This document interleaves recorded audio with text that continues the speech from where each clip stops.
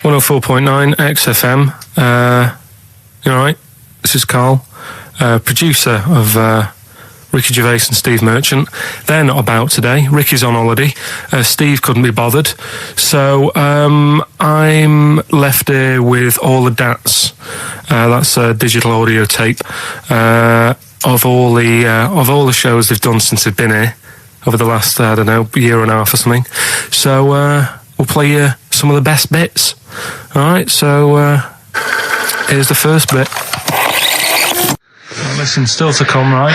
We've got the monkeys thing. Oh, chimpanzee that! And when I was out last Sunday, right, at Johnny's birthday party, yeah, Steve was there. Yeah. Got talking about stuff. And a debate that we didn't really finish cropped up. It blew your mind, didn't it? Amazing. Oh, I know about this. Steve told me. This is the infinite amount of monkeys. Or a monkey with a typewriter and an infinite amount of time would eventually come up with the works of Shakespeare. Yeah. There was no debate. It's a philosophical, mathematical problem. There's no debate. It's true. It wouldn't happen. No, listen, Karl, listen. Infinity sorts it all out for you, right? An infinite amount of monkeys at a typewriter, right? They do everything. They type everything. Infinity just sorts it all out for you. There's no getting to it and they're going, oh, well, let's have a look what they've done. This one's come close. Did Romeo and Juliet. It would do it all. It would type everything ever possible, conceivable. Yeah, but it's a mathematical well, infinity. We've heard your side of the argument, Ricky. And I'll be honest with you, it's a persuasive one. But let's hear Karl, because he heard about this in a pub last week. Yeah, so what's you've got some strong What's your problem with it? What's your problem with it? well, first of all, right, you're saying it's a load of monkeys. It's not just one monkey. It depends. That can live forever. No, wait. It's either a chimpanzee with a typewriter with an infinite amount of time. He would eventually, by definition, mathematically, type everything ever possible. Okay, or it's an infinite amount of chimps with typewriters, and one of them will type it first time. But already, that's not right. You either need to have What do you mean? monkey. What? You mean employment laws? What do you mean it's not right? Let's hear him out, please. Okay. If it's one monkey Yeah. with a typewriter that's got loads of ink in it and that, right? At least it knows what it's done in the past. It's not. Keep going. Crime. If you've got a load of monkeys, it's like if you have too many. What's that saying about too many chefs? Too many chimps spoil the soup. Right. Well, it's the same thing. It's like, well, I didn't tell you to put salt in it. I was going to put salt in it, and it messes it up. Whereas if it's just one, they know what's gone on. So what I'm saying is, just leave him go. I can't be bothered. I want to hear. I want to hear the rest. This blows my mind. He doesn't know what this does to me. It's a mathematical problem. I want to hear the rest. well, it's just I just don't think it will happen. What do you mean you don't think it'll happen? Infinity works it out for you by definition. Well, what's stopping them typing the same thing again? They would. In fact, the problem should be if you had an infinite amount of time that it would type. It works for Shakespeare an infinite amount of times and everything else an infinite amount of times. But you know, that's not as. But not Shakespeare. Oh! Shut up! You idiot! Rick, do you know what he said to me? I said to him, I explained it to him. I said, God. You've got an infinite number of monkeys, infinite number of typewriters. They will type the complete works of Shakespeare. He said, have they read Shakespeare?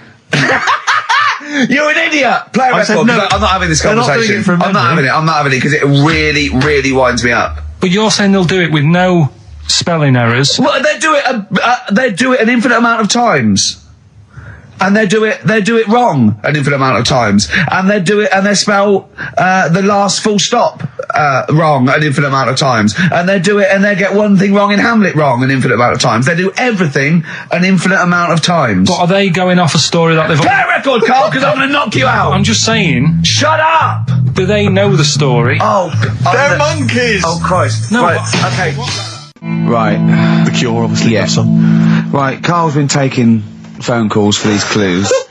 Right, and so everyone's been saying the same thing for the last one. He's been going, no, and I'm worried, I'm always worried. FD, I just overheard him on the call there going, what have I been saying? Oh, no, it's FP. Dickhead. Right, give me the clues out. It's a rollover. Right, tell people we're really sorry to anyone who would have got that right. Okay, right, do the clues quickly. Tell them it'll be a rollover, so we have to do 3 new ones. Do you not write these down, You're Carl? such I don't write the answers down in case Ricky looks over the thing and sees the answer. Why would I cheat? I'd rather you do something right with your life. Right, well, the clues were I've got 3 other jumpers like this one. Yeah. That was FT. Yeah. They got that, 4 tops. Yeah, that's alright. Good, well done. That bunch of people can't make up their minds if they want to sit in the sun or not. That was C, they were getting that. That was charlatans. Charlatan, right? A bunch of them charlatans, right? What? What's Charlie? No, it's like, shall I go out? Shall we? Charlatans. They got it, right? Where I went wrong with this one, the Jamaican fella, he had to have some aspirin. Why? It's my fault, you know, I'm not cutting, there's no point passing the book or anything. I said FD. A lot of people were saying, Fred Durst, like, forehead hurts, which is a good one. Yeah, which would have been as good as any of yours. But I made an error, so we'll roll it over. No. What is the answer? What is the answer? Jamaican fella what? Add some aspirin, why do that? What's the thing? FP, it was Frida Payne. Frida Payne? Frida Payne. Frida Payne. That's awful. You've got to write these down next week. I'm sorry, you're the producer. I know, but I've had a busy week, haven't I? That's not an excuse. That isn't an excuse. Our excuse is we don't care. Yeah. You do put care. the work in and then make a mistake. Yeah. It's better not to try than try your hardest and be rubbish. Do you see what the point? We don't care. But you've got standards. Yeah, and you're not meeting them. Think of that. You're not even reaching your standards. God. Right, well, that's that, I guess. Well, the prizes will be giving those away next week. Again. Just completely... Song for the ladies to end the show with. It's from Nick Cave's new album, Nocturama. This is a track called He Wants You. Back next week. Remember, Frida Payne. An email from Suzanne talking about your tea that night. Was Suzanne out on Wednesday night? Was the an England game, something? Yeah. So you were alone. You were home alone, were you, Wednesday night? Yeah. Did you enjoy your meal? Was it a quiche? Go on. Right. From Suzanne to Carl. Take the quiche and put it on the baking tray. Cook for 30 minutes on 190. Take lettuce and put on plate. Take 3 tomatoes, wash and chop into quarters. Place on lettuce. Take an avocado, chop in half. Remove the stone. Peel skin and slice. Place on salad. Put salt and pepper on and a dribble of olive and balsamic vinegar dressing. Right? In brackets, small bottle behind the cafetiere. Right, in case he's reaching for bleach. Yeah. That's it. Should have put everything else away. Right? Then sprinkle a smidge of parmesan on top. Remove quiche from oven, cut into quarters and put on plate. Eat. Oh, wow. Does she have to do that every single time? She's like... No, it's just that I'm not that good at cooking, right? And to be honest, that was a lot of hard work. I didn't bother warming it up. And I did without the avocado. Why? Too much messing about. He didn't even do that with instructions. It was too much. But yeah, I'm not that good at cooking. And Did you That's not cooking though, is it, Carl? That's heating up a slicing. quiche. That's cooking it is making the quiche. Yeah, but I'm just. Could you have figured that out if she hadn't left that note for you? Why did she have to tell you what the olive oil and balsamic vinegar was? Because I've put sort of cooking oil on my food once, and I said, oh, it's a bit. It's ever since, right? Years ago. I'm gonna die. Years ago. Leaving Mr. Magoo at home. It was ever since I put sausages in the toaster that. What do you mean? I nearly set the flat on fire. Because do you know, like when you're grilling food in a pan and all that? Yeah. Sort of sausages spit and it goes everywhere, doesn't it? And it makes everywhere greasy. In the toaster. So I thought, well, just want to warm them up. Yeah. Bung them in the toaster. Yeah. What happened? And she sort of caught. They got stuck and they sort of caught on fire. I imagine. She came in just as I was sort of plunging it, and Marty came in from work. Said, "What are you doing? I said, "I'm in sausages." Well, the oven isn't on. I know they're in here. Well, you turn it off. Panicking and that. But I've never been into it. I've never been into cooking and that. At school and stuff, I didn't bother doing it. Oh, every time Suzanne comes home, she must think, please be the house still there. Yeah. Please not let me hear a fire engine as I come round this corner. Oh, God. She comes and goes, oh, God, thank God. I bet she's always happy to see you when she gets home and you haven't burned the place down or introduced some howler monkeys or something. Unbelievable. What I find extraordinary is there are people who are in sort of care in the community who don't need instructions on how to prepare food. Oh, they do. They can do it. Yeah, you show them once. Yeah, they do. Whatever you do, don't put sausages in the toaster, Johnny. Do you know what I mean? Yeah, and they've learnt it. They don't put sausages in the toaster. Yeah. What do they put their fingers in? But, yeah. All right, this is Karl, the producer of Ricky Gervais and Stephen Merchant on XFM 104.9. We're playing out some of the best bits. Hope you're enjoying it. Here's another one. Can I just ask Karl how he got on over Christmas? Because the last time I spoke to him, you hadn't bought a present for your girlfriend. I had to say I was on tenterhooks all Christmas. Well, you changed it. After that show, I felt bad, even though I shouldn't have done, because... Because you hadn't bought your girlfriend a Christmas present. Yeah, but I said to you, I booked a table at a hotel in Covent Garden, had Christmas dinner there, which was nice, right? It's good food and everything. Didn't feel like enough to me. Well, then I went out and treated some stuff, and then... No. A couple of days before Christmas, he went, I took Suzanne to that hotel we're going to go to for Christmas dinner. We had tea and cakes.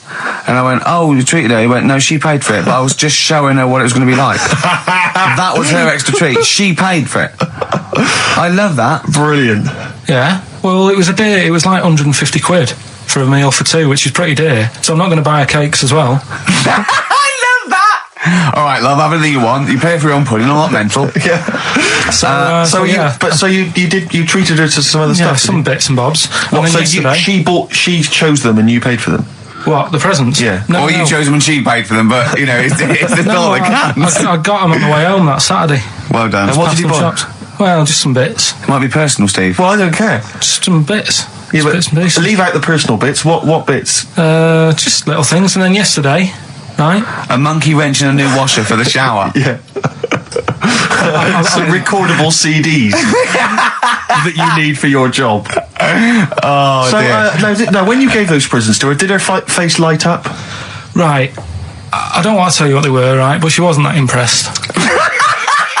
You're going to tell us what they are now, tell us what they are. You even know what they are. She told you on Christmas Day. Hold on, wait a minute. But it doesn't matter what they are. It does matter what they are. It doesn't. It does, Karl. It's you, mate. Of course it doesn't matters. matter. Oh, God! Have you just remembered? Yeah! Right, but there's no need. I've got to tell him, Karl. I really want your permission because I don't want to be I know it's not, but we know it's not that embarrassing. It's really quite sweet. Yeah, but in a way, right, the way I look at it is, right, Christmas, even when I was a little kid, right, is not... Please let me tell him, Karl. Well, let me just tell you first, though. Let me tell you why I didn't go all out on the old present front. All right.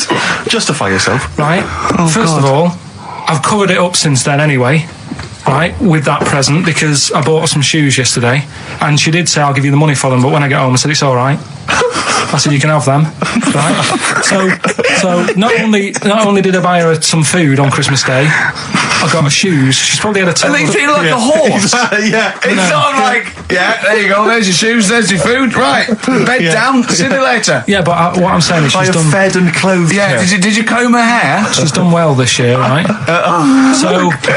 The thing She's done well this year. It's like you're a single parent living on a council estate with a smack problem, and you still managed to buy them some Lego. When I was a kid, it wasn't about what you got. I remember one year when I was about 8. Right? This is going to make me cry, isn't it, this? No, it's not. I'm just saying the way it is, right? I woke up at about 4 in the morning. And I was like, what I forgot? And I couldn't sleep. I was that on edge. It's the excitement of Christmas, isn't it? It's like, what's wrapped up? I need to know. Sure. And it's the fact that people are saying, no, you won't know until tomorrow. Yes. Sure. That annoys you and winds you up. Okay. So I got up at 4 in the morning, opened my presents, and then went, right, I know now, went back to bed, had a great sleep. Yes. Right? So it's nothing to do with the excitement of what you get. It's the excitement of not knowing what you've got.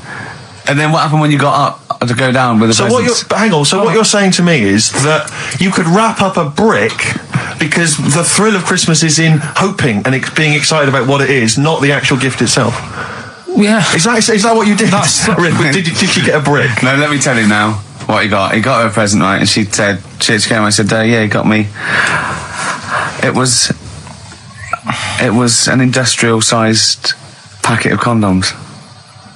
It was a joke gift. No, it wasn't wasn't a joke. gift. It wasn't even a joke. I went home that Saturday after the year, past Boots, thought, might have something in here. They were on, like, some value. Right, you passed the Were makeup. they used? You passed all the other... Past the feminine makeup, stuff. past the lovely vanity cases. Yeah. The foot spas. Exactly. Yeah, The yeah. bathroom Oh, products. hold on. How much are these, love, for 100? Yeah. $4.99. Yeah. Do I get them reduced if I buy in bulk? So how many did you buy? What was it? I don't know, probably about 100. Right, okay. And is she allowed to use those with anyone? Did you wrap them? Can she just go out and have a wild Well, time you don't with need to them? wrap. They're already wrapped, aren't they? Oh. And then what did she say when she opened them? I No, just- wait. Carl, what did she say? Right, play a record and we'll come back to this. You're worse than my father, that's genius. What do you make of the first genetically modified baby? Oh. Are you worried about this? Do you know what did they do? What? Let me see what it says here. Well, isn't it just choosing the eye colour? Well, this is the concern, isn't it? That in the future you'll be able to decide whether it's a boy or a girl, how intelligent it is, what it looks like, is it handsome, is it ugly? Obviously, no one will choose an ugly baby, and so on and so on and so on. And so it means that where will it lead? Where will it end, Carl? Are you concerned? I've thought about this a lot. What will us three look like in the future if they're being, genetically modified beautiful people? What will we be like? How will we be considered in society? Yeah. But we've talked about this before, haven't we? About the cloning thing. Yeah. That's a bit weird. Yeah. But I don't think it matters, because at the end of the day, right, you might look like some other kid, but it's the way you're brought up that will change your features and the way you are, your personality. If you lie, you get a long nose, don't you? Well, no, but listen, right, because I remember when we, I was growing up on this estate. This is going to be good. Go on. No, it's not. It's just an example of how this doesn't work. Go on. So we don't need to worry, sort of thing. Sure. Right? Okay. So I'm growing up on this estate, and there was this woman about 4 houses down. Right, it's a bit rough. All right. Didn't fancy her. Oh God, no. Right, but she had a baby. Well, tell me about her first. I'm interested in this woman. What was she? It was a very. She looked like a man in a I mean, dress. I didn't grow up in a posh house or anything. And I'm not saying that if you live in a bit of a rough house, you're a bad person. What does she look like? But anyone can Tattoos? clean up. Looked like Tony Green with a fag on. They didn't clean up much, right? Oh. Which, even if you've not got a lot of money, you can still try and make Get the some place look jiff. nice. Yeah. Right? But she didn't, and a kid used to take a horse into the house. Sorry. Whoa, Neddy. What do you mean a kid used to take a horse into the house? Where did he get a horse? Must have nicked it from somewhere. Must have done. You've seen a horse in it? No. What, is that from outside the saloon round the corner? Yeah, was it just tied up with a bit of lettuce? Right? Oh, that's great. I'd Did been Big out. Jake come and looking for it? I'd been out. Oh. No, sorry, let me get this. This was before the lynching stopped or after. Where did he get a horse from? What do you mean he must have nicked it? His mum said, where'd you get that from? I bought it. All right then, but keep it out of the kitchen. I don't want you going cattling rustling. Where did he get a horse from, Carl? And how long did he have it for? Was he leading it or riding it? Mum, open the door, I can't stop. I can't stop it. Open the patio door as well. Looks like we got us a runaway. What do you mean? I don't know, but the thing is, they couldn't afford to buy one because they're not cheap. So I'm just guessing. Maybe that's wrong of me. But I think... He had a horse? Yeah, right. So That's why the family didn't have any money. They'd spend it on the horse. No, I don't Exactly. think, that's what I'm saying. I don't think they would have bought it. So anyway... Yeah, it's wise to whisper, Carl, in case they're listening. Yeah. And They could be in the room next door. It's not buying it, it's keeping it as well. Oh, so I was like in the car with my dad coming into the avenue, and you used to have to drive down it to turn round and, and sort of go back to our house. You had the traditional method of transport. Yeah. And the horse was in the lounge, Reading a paper. just like walking around. Oh God! What? And when I was doing, I tried to earn myself some money once by flogging little flowers in plastic cups. What? This is genius. It just keeps coming. What do you mean you're trying to flog little flowers? What do you mean? Wait. Let's play a record. Let's play a record and come back to this. Because it's always going to just unravel and unravel. It's going to go on for hours. Let's play a track, deeper and deeper. It's like an onion, isn't it? We've created a whole world here where there's a man living with a horse. Just walking around the lounge. I come from the West Country. I've never heard anything like that. I just think of a big sort of like orange carpet and it's got a rediffusion telly and this horse going, I'm fed up in it. Exactly. This is really... I am not taking the rubbish out again. Yeah. Right, play a record. Let's have Velvet Underground. We've got that lined up. Oh, the classic from the first album. I'm Waiting for the Man. Let's come back to the horse in a second. Little flowers in pots. What do you mean?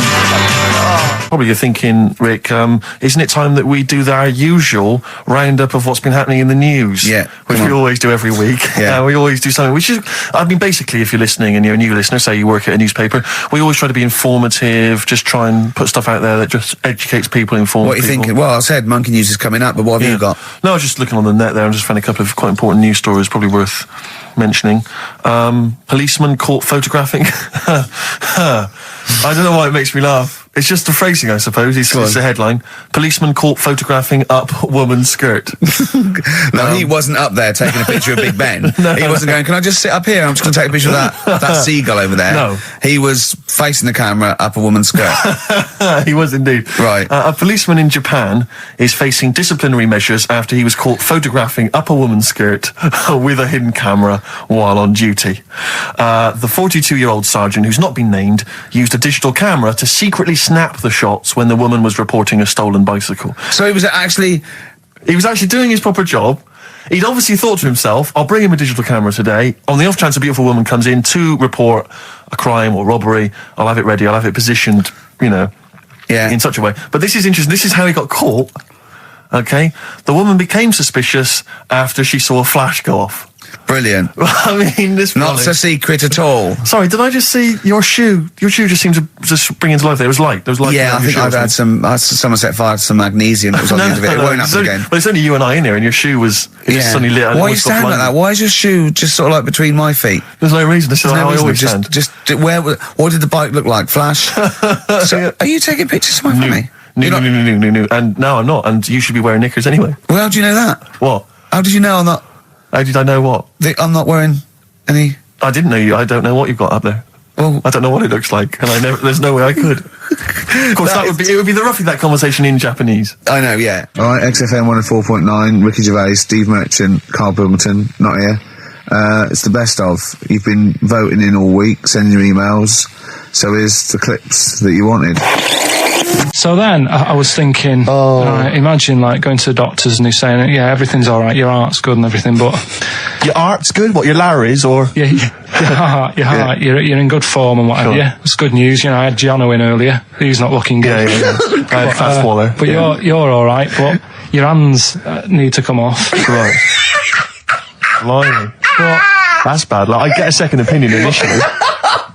But I better good news, I've got a nice pair of feet I can sort you out with. Yeah. And he puts them on, and then I was thinking, right, first of all, washing up, what would that be like? But Steve, that'd be tricky. Yeah. And then the second thing was, it'd probably ruin the sort of the shape of your jumper. Because you have to keep putting the feet through there. Yeah. And then I thought, but I could still cycle in. Okay. To work. You could run in. Well, that's the thing. You'd be really fast. Well, that's what I was thinking. I thought I could still cycle because I could balance, and then I thought, but the only thing is I probably couldn't pull the brakes. Because of the little short things. Yeah. And then, like you, I thought, but then again, you're running in half the time. So that's what was going on in last night. Right. That's what I was thinking about. Sure. Did you? How long did this take? Well, how long does it take to wash up? Right, because I imagine you just being there for like all night. Probably 25 minutes. How long did the little Chinese fella dance for in his pants? He's always doing it. Last night he was at it for like 10 minutes. Yeah.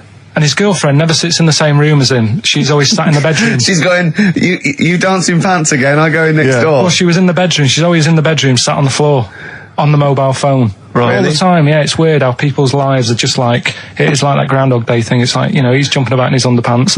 The old woman's sat there reading a book. Yeah. And that's what got me thinking about my life. Do you think she ever goes... Are you sure she's not dead? Every time you look down there, she's just flicking through it. She's just reading this book. The pages never turn. She never seems to finish it.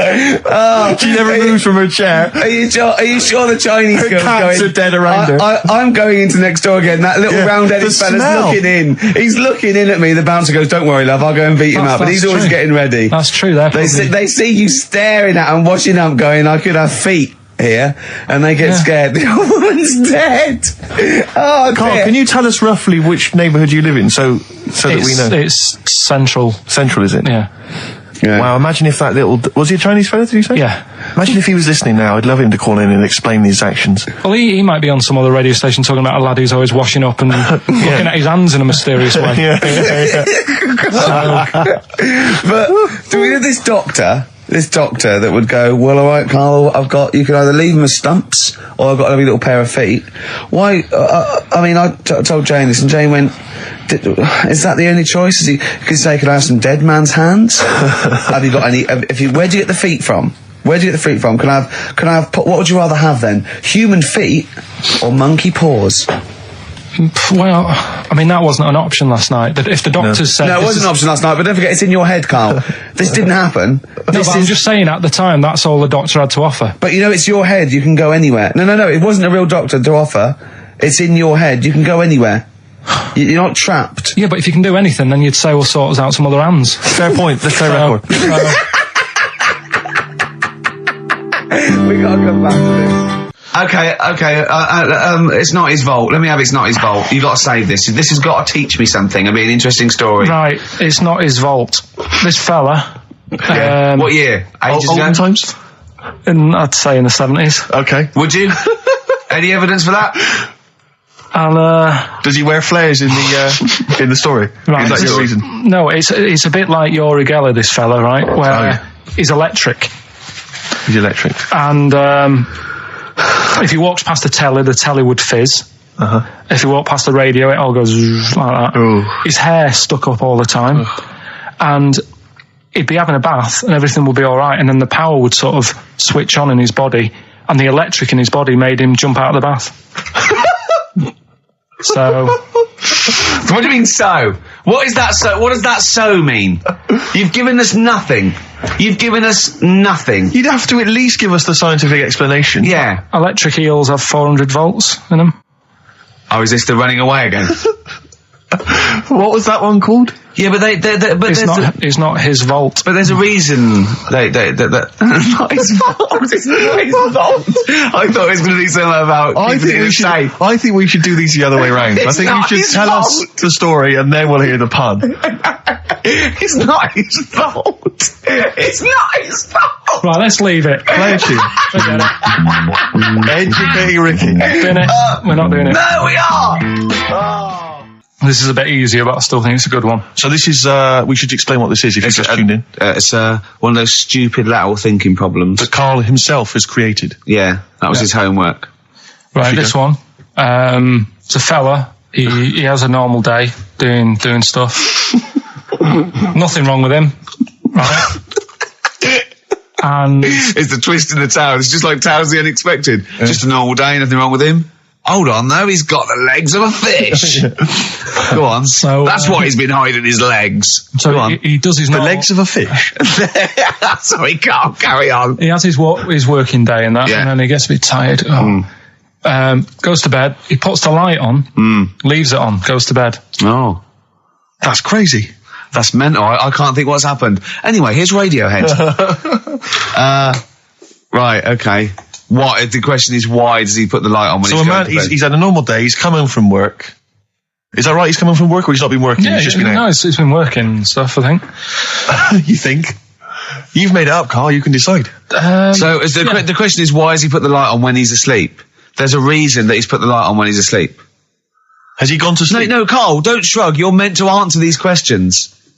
He put the light on before he went to bed. Yeah, and the question you're asking me is why? What's the scenario? And the light's on and Yeah. that, but he's gone to sleep. Yeah. He started reading and then he fell asleep. No. Did he so he intentionally, for some reason, put the light on? Every night. It's mad. Sounds mad. That's Carl, doesn't it? Every night he does it. Yeah. He puts the light on when So- he goes to Right, sleep. on it. Goes to bed. Carl, is the point of this. He puts the light on for a very good reason. Not for us, but for some people. He's blind and it's always been on, and he thinks he's turning it off, but it was on in the day, and he thinks he's turning it off, but he's turning it on because he's blind. That'd be stupid. That works. No, that works great, Rick. Yeah. Thank you, Carl. So you've got to come up with... Hang on. If What? you're blind, why would you put a light on? No, he thinks it's off. Yeah. But why would he turn it on anyway? Just think so he doesn't get burgled, so people know he's in because he can't see him. So he just he puts the light on when he's there, then he turns the light off when he goes to bed, so people think it's fine. But he's got it out of kilter, and actually he's walking around in the dark all day. I don't believe that if you're blind, you turn your light on. I don't think you'd be living on your own, would you? I'm not having that for a Do second. blind people live on their own? For a second. Well, some people do. Lonely blind people live on their own. No, if you got bad eyes. And even women? Are there any blind women who are living on their own, Rick? No, I mean, if you know of some blind women. 08700 800 1234. We've gone through this. If you are a blind woman with no standards and you don't care annoying voices and smell, yeah, then get in touch with you. yeah, I mean, you've got to be within the ages of, say, 25 to 65. You know, Right. well, call it 75. You fussy all of a sudden. I know. Yeah, go on. If you were blind, would you live in London? Because someone said yesterday there was one struggling outside in Leicester Square, and I don't understand. If you were, might have been a tourist. But why come to London if you're blind? It's the worst place in the world to come if you're blind. To hear the sights. To hear the sights. It's a bit mad, isn't it? They do the same job. They have tourist needs like anyone else. Yeah. No, but it sort of stinks, and you'd go away going, "Oh, it's not that good."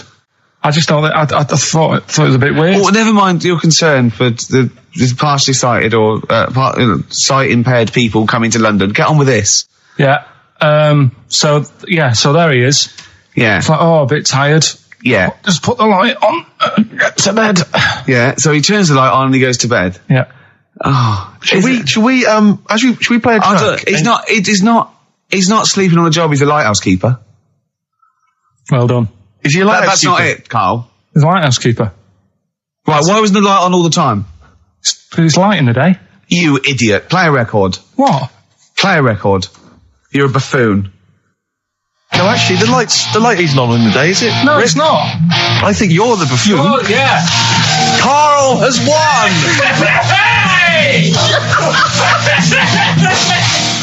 He had some Germans laughing at him on the tube because he recognised him. You don't think of that? Well, because obviously Ricky doesn't travel on the tube anymore. He's too rich for that. I never did. I always thought it was beneath me. Sure, but I used to walk everywhere, didn't you? But I'm still forced to take the tube, and I sat on the tube, and it pulled up, and outside the window, just happened to be on the station, was one of the posters with us. So I was kind of there, not realising it was behind me, and these big kind of fat German or maybe Bavarian guys. Well, they're in lederhosen eating sausages. Yes, they were. They're Bavarian. Yeah, they were.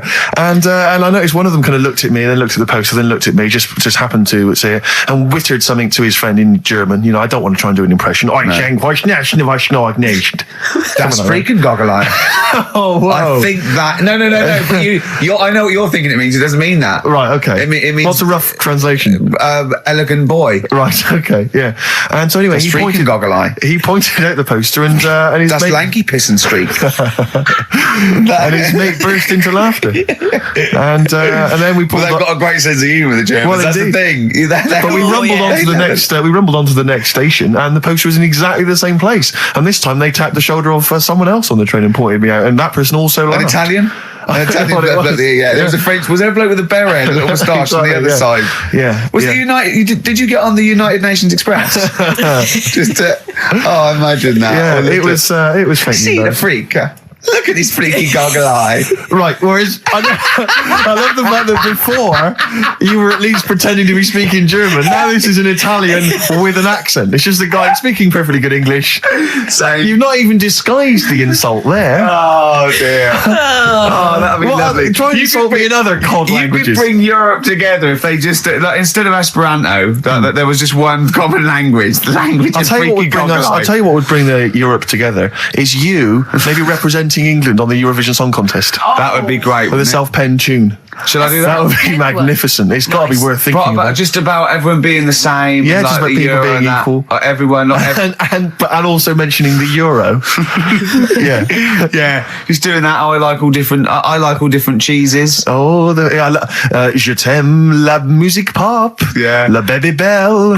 Et le cheddar. I mean, I'm not fluent in French. Le grand fromage. Yeah. Oh, it'd be lovely, wouldn't it? And they'll all be there, all in their different. Well, every line could uniforms. be maybe in a different language. Yeah, and what would I wear? I'd wear sort of like a kilt. You'd wear a kilt, but you'd also have on your head one of those kind of big, what are they called? Those big furry hats that beefeaters or whatever wear. Or Yeah, one of them. Is it kind of a busby or something? busby, A busby? yeah. Wear one of those, or maybe a kind of policeman's helmet, That'd be Bobby's good. helmet with the kilt. Yeah, You'd have the clogs. I'd wear the policeman's helmet under the kilt, so they just thought I was really enjoying the show. Yeah. Good idea. Hey? Excellent. I think we talked for about 3 minutes without having to mention some kind of genitalia. We should celebrate by playing one of my tunes of the year. Really? What one is it? U2 Electoral Oh, Storm. I know you're a big fan. I know you're a good big fan. choice. Well done. Cheers. Darkness growing on me. Love that, love the darkness. This is the Best Of Show on XFM 104.9. I'm Ricky Gervais, with me Stephen Merchant. Yes. I hope you're enjoying the Best Of. I remember, I think all kids go through a phase of shoplifting. Well. And when I was going through it, I used to just little things, just like magic markers and magazines, Mars bars, that sort of thing. Yeah. And one day, right, that my mate, Anthony, his mum called up my mum and said, I've got to meet up with you. I've got to have a word with you. And she said, what about? She said, I don't want to talk about it over the phone. So she goes, oh, right. Well, yeah, come round tonight then. So anyway, my mum sees me. She don't want to be in an awkward position and like be a bit embarrassed and what have you. So she sees me and she goes, right, Anthony's mum's coming round. What have you been doing? Yeah. So I go, oh God. I said, I've been nicking stuff. So she goes, like what? So not big stuff. I've had a few calculators and Mars bars and stuff. How many? I'll just work it out. Hold on. Works out at 7.2 per day.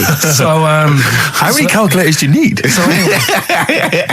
So it was when that phase. You failed maths. Everyone wanted a calculator. It was like a trendy thing, wasn't it? Right. Oh yeah, in Manchester a couple of years ago. Yeah. So anyway, so I told her all this and I confessed to Computers will make it there one day. I confessed to There's magic in the back of battery.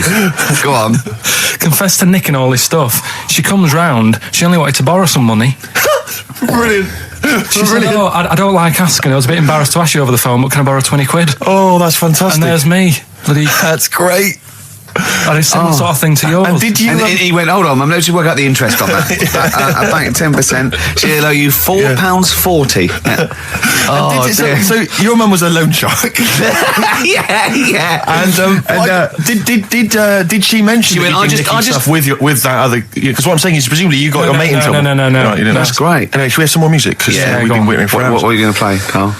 We've got the Cooper Temple Clause Oh, lined up. brilliant. And then the other thing is the one that I was reading, the world record with the fellow who's pulling a train with his teeth. Does that make any difference that he's done it with his teeth? What do you mean? Well, what difference does it make? Well, isn't it? It's quite hard to pull a train with your teeth, I imagine. Well, it's pretty hard to pull a train. All I'm saying is it because he couldn't beat the fella who's pulling it with his hands? Well, so you tweak this it is a bit? my point. I think there was one bloke with a record for the running backwards 100 metres was sort of like 11 and a half seconds. And I was thinking, turn around, you'd probably have a really good go at that. Do you know what I mean? Yeah.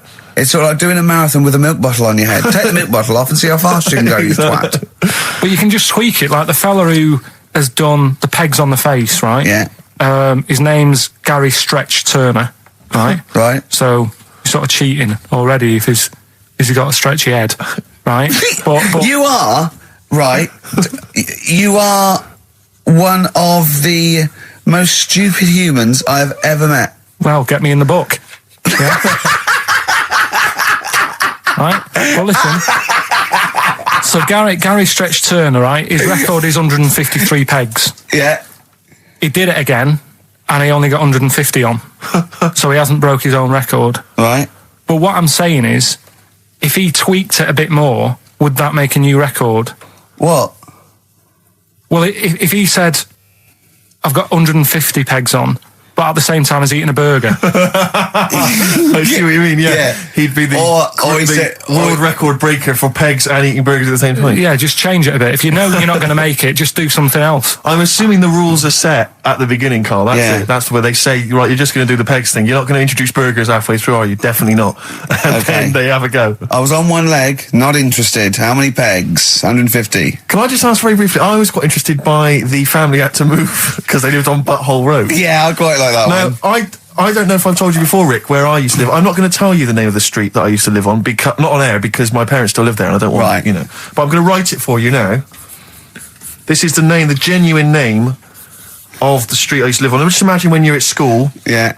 And like in class, for instance, in French, you've got to say you've got to answer where you live. Yeah. J'habite, wherever. Yeah. That's the name. This is actually the name of the street we lived on. No, it's not. I swear to God. That is... Absolute right. I could phone my father now and he could confirm that for you. I swear because he doesn't want to God. And I'll tell you that... But listen, do you know what worries me? It's the apostrophe S. I know. Because that's blatant. Yes. Amazing, isn't it? That is incredible. But imagine how embarrassing So that if was. I look that up in the Bristol... You will find that in the Bristol A to Z. I swear to God. That is really... Why have you never told me that before? I can't believe I haven't. That's I'm incredible. still embarrassed now. Do you know, whenever I have to phone up, if I have to give that address, I always spell it instantly. Really? Like, somehow that'll hide it, that'll disguise the name. But I can't get over that. Anyway, if you perhaps live in Tits Avenue, you know, or... Wankling Drive. Wankling Drive, just get in touch. Let us know. We're not really interested. Ricky Gervais with me, Steve and Carl. Carl, why have you got a headache? You got a headache? Just a bit stressful because the moves on this week. Oh, you're moving house? Oh, by the way, the XFM listeners came round to my house and bought the futon and table. Did they? Were they happy with it? Quite normal. They were well happy. Yeah. Couldn't believe the luck with it. What do you mean quite normal? What do you mean quite normal? Well, it's always a bit scared, isn't it, getting people round. I imagine they were scared. And were they excited to see you? Could they? I mean, they were, you know, could you tell that they were pretty pleased to see you? No, I don't think so. I mean, You're Karl Pilkington. Yeah, but the fellas sort of, I mean, they brought the whole family round, which was a bit odd. Well, it's not often they get the chance to visit a living creek. Anyway, no, they were nice. And you're moving now, yeah? He said he phoned me up today. You know, it was absolutely tipping it down. Right? He had to cycle in, right? Because he said, because of the move, he doesn't want to leave his bike round there. Right? And he said, and Suzanne, I can't say this in case he's listening, can I? He won't know. He said Suzanne's hired the oldest removal man in London. You should hear him. And the thing is, right, we booked him because everyone else happened to be booked out, but this fella's free, right? So he called up this morning. I've never spoke to him, but he was on the phone. He sounded about 90. Yeah. Carl thinks that he's going to have to do all the work. And the thing is, right, it seems to be only cheap. wanted some Werther originals. Right, listen, it seemed to be cheap because it's £50 an hour. But how long is it going to take him? Yeah. Oh, that's genius. When's the move on then? When's the... He's coming round. He came round today to bring some empty boxes, and he was struggling with them.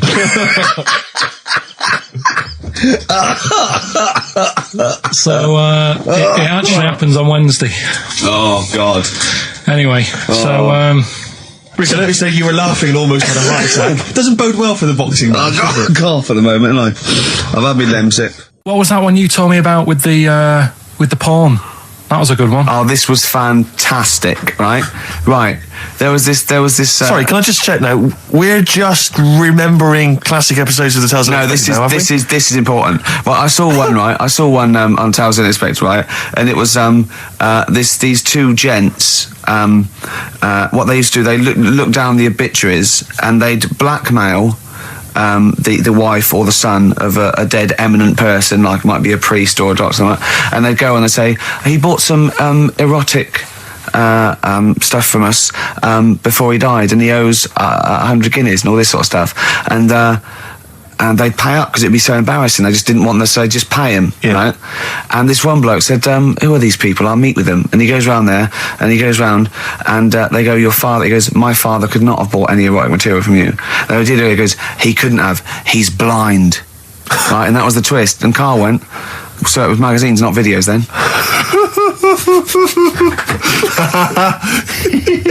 Yeah.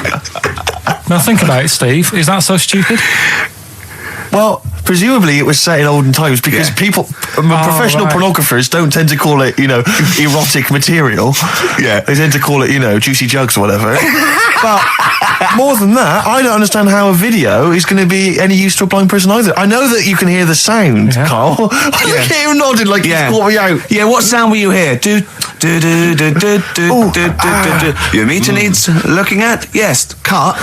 What's then? What's that? Then it's just noises, isn't Occasional it? groans. Yeah.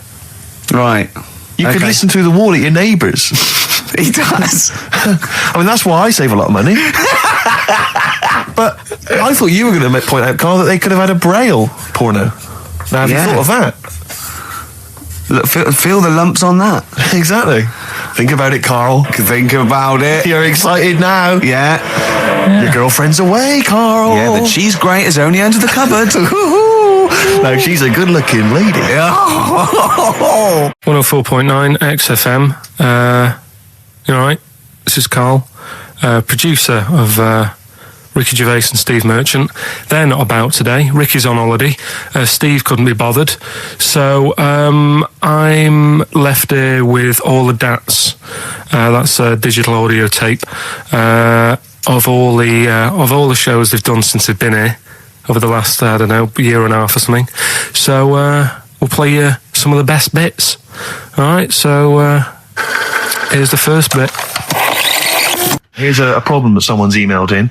We're taking emails today. If you've got a problem, a concern, or just a general query that you think Carl could answer for you, it could be about anything. It could be about some of the big kind of philosophical questions. Yeah. It could be something to do with war or famine, anything like that, or it could just be a personal dilemma. Something that's happening locally. And this seems one that I think you and your father have probably come across this sort of dilemma in the past. And I'd be interested to know what your take is on it. Let me see. This is from Lee Matthews by the look of it. He says, he lives in a suburban area where the local teenagers also live on the same road, and they're running riot. They're smashing wing mirrors off the cars. They're crashing into parked cars on their skateboards.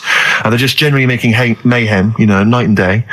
What can he do to stop this going on? The parents of the kids don't seem to give a damn. Anyone who complains to them, they just say, piss off.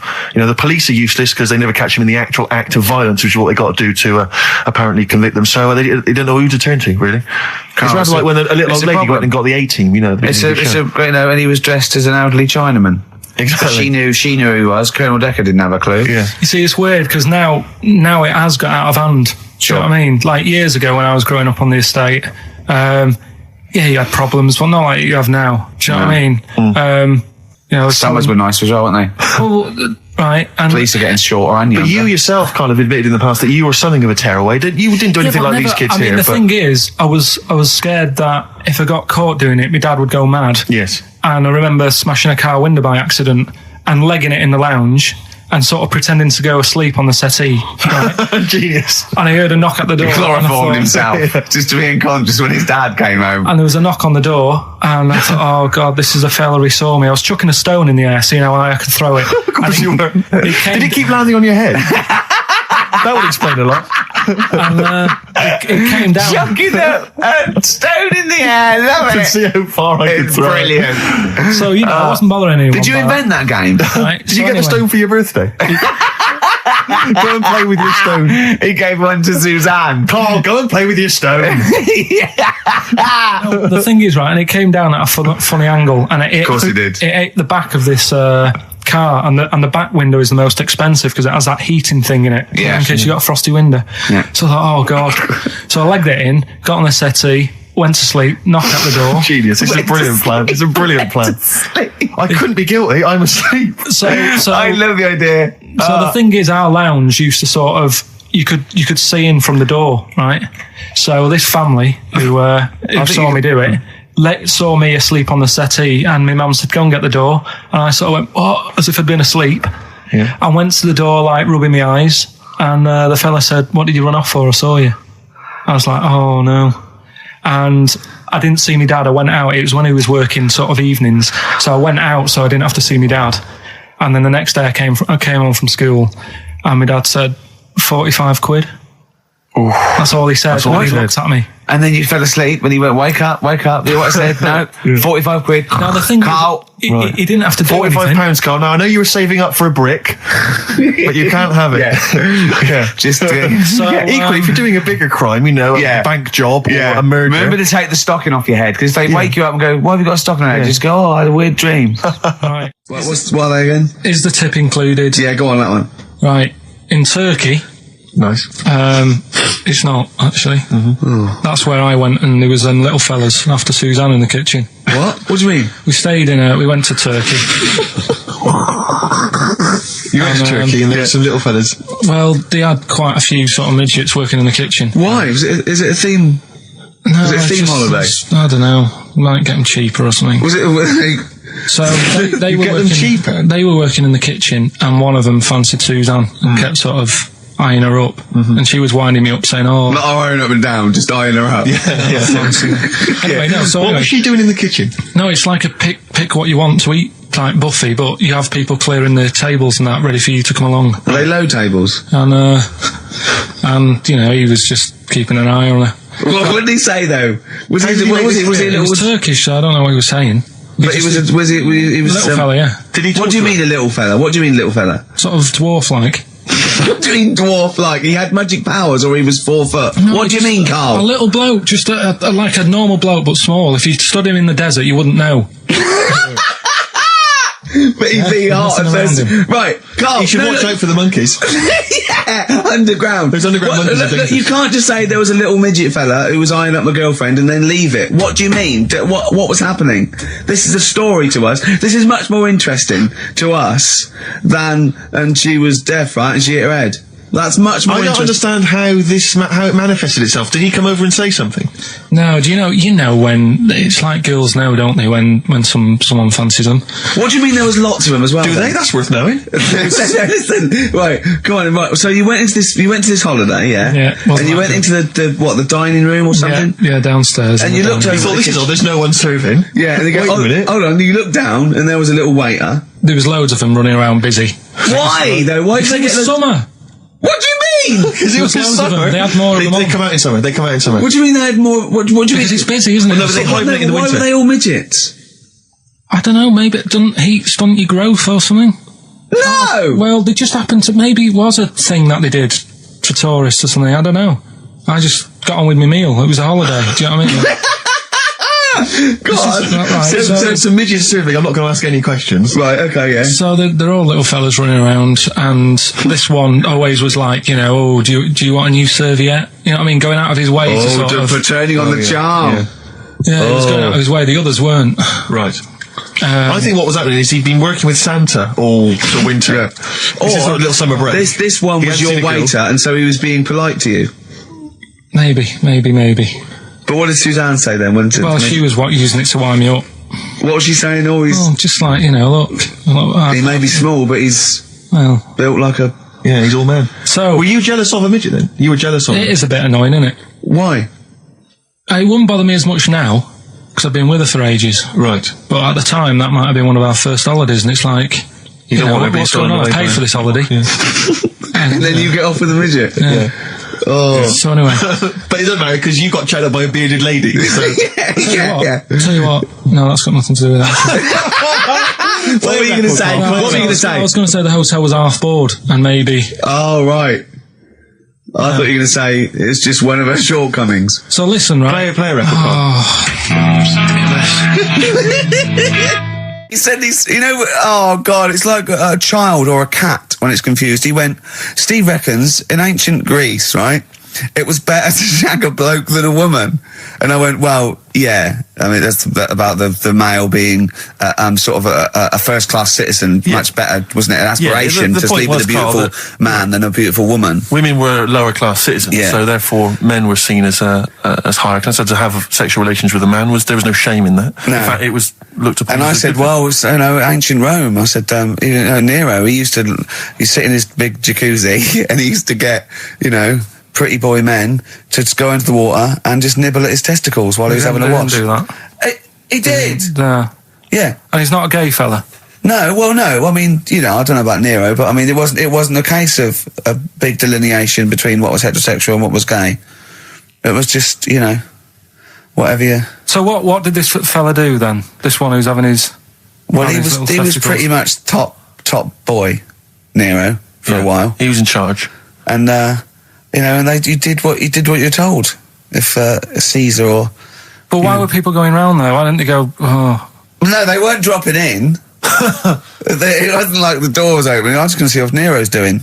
You'd have probably been like a delivery boy or a stable boy or something, you know, and you'd have popped round there and you'd have gone, there, right, Nero, there's the tablets of stone you wanted. And you go, Pilkington, why you are here?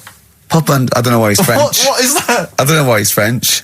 Just pop under the water and nibble at my testicles and you'd have done it. Because he was Nero. I wouldn't. You would have. There's no way I would have done. Yeah, well, you would What have. have I done? I've dropped a pizza off. Yeah, you why put am I around to there? Nero's place with the pizza. Right. Right, I'd say I've done my job. Right? Yeah. That's not the sort of tip I wanted. No, he'd have said, get the little baldy chap to nibble at my testicles, and you'd have been under the water. I wouldn't have done it. No, Well, you would have put me head on the you'd wall, have Nero. done it, right. No, I wouldn't have done it, Can I just say this, Steve? Not only would you be nibbling his testicles, you'd have been going mad. You'd have been noshing him just for extra. You'd have been doing everything he wanted. You'd have been going, he'd have gone, I didn't ask you to do that. You'd have been going mental. They'd have been chewing, slurping, smacking, poking. You'd have chopped. You'd have gnawed his packet off. You think you're eating Walker's crisps? There'd be bubbles. There'd be flood. Oh, it'd be horrible. All right, this is Carl, the producer of Ricky Gervais and Stephen Merchant on XFM 104.9. We're playing out some of the best bits. Hope you're enjoying it. Here's another one. Last week when I did Do We Need 'Em, do you know when I called up one of the museums, in a science museum? Yeah, are you talking to me? Yeah, I'm just saying, I wanted to tell you before when the song was on, but you're so busy listening to it. Yeah. Was I so busy listening to a song I was playing? Yeah, but we're doing a radio show, aren't All right, we? what's your point? Well, I just wanted to say, she emailed in to say I got her name wrong, so I'm just apologising for that. What did you call her? I think I called her Jessica. What was her name? I don't know, I've got it on email somewhere. This is not an apology. No, I'm just saying. You've got it wrong again! You've not even said her real name. How is that an apology? Well, I read the email, so I But who are you apologising to? I think her name's Jackie, I think. Oh, you've got it wrong again, haven't you? Well, anyway, and she just said if you want to see dinosaurs and that, go to the museum. You were complaining about that as well, weren't you? You went to a museum and there was too many dinosaurs. He said you just need 4. No, well, Steve, have you been to the one in Knightsbridge? I think this so. one that I called up, right? It's nice. You go in, you get a good collection of stuff. You walk in, there's 3 or 4 dinosaurs. You've had enough, right? I went into New York, right? I went to the museum there, hundreds of them. You can't move for dinosaurs. Yeah. It's almost like they're responsible for them being extinct. There's loads of them. So all I'm saying is, if you want to see a dinosaur, go to the one near Knightsbridge. They've got a nice selection, some old vases and stuff. It's worth going. So Some people emailed in the songs with stories in it. One of them was Babushka, and he went, what's that? And I went, that's Katie Bush. What is it? I said, it's about a woman who dresses up as another woman and seduces her husband. He went, they wouldn't work. Just dismissed it like that. Why do you think it would work? because you'd know. I mean, say like right, Suzanne, right, who I go out with, right? She can see me from, say, if I'm coming down the high street, she knows it's me by the way I walk. Right. So just the fact that this woman went and put a wig on, there is no... You haven't even heard the song! I know, but you're saying that she put a disguise on and he's like, oh, I fancy her, and he takes her out, and he doesn't know it's his missus. You're not buying it. I mean, I'm controlling this. Whereas the flea with your brain going to Glasgow, perfect sense. Yeah, babushka, rubbish. Carl, can we have the tomato story after the next tune? Yeah. Bit of Coldplay. Yeah, love it. Yeah. I was watching, did you watch The Mammals in the week? No, I missed David it. Attenborough. No. I was thinking, actually, right, all this MTV stuff, if there's one reason why I'd like to do it, is I was watching Attenborough, the Mammals programme. I reckon I could do something like that. Right. And just have like me, instead of Attenborough, like a young sort of fresh person, watching like certain animals and saying, do we need these? Do you know what I mean? Yeah. Oh, God! God! What's going to Death on Earth? Well, That's amazing! Do we need these? And, No, 'cause there's loads of and the stuff. audience at home would vote. Would there be some kind of telephone like a vote? vote out system. Oh, the that- thing is like, it's something interesting that I remember I was saying the other night on Do we need these? on Jonathan Ross's show, on his telly show, right? He was saying, he said you could take all the humans off the earth and it would carry on, but take like some animals off it, mammals and that, you got problems on your hands. I thought that was quite interesting. Yeah. So it's like the question is, do we need these? Is that part of the big thing? Right. Like jellyfish. Yeah. We've talked about jellyfish. Yeah. Yeah. So which mammals in particular were You you talked about watching that that you Zoe Ball thought? show, haven't you? Hey? Which mammals were you thinking we don't need when you watched the show the other night? Any in particular that you thought they don't need them? They're not of interest. Well, I like whales, but I don't know what they do.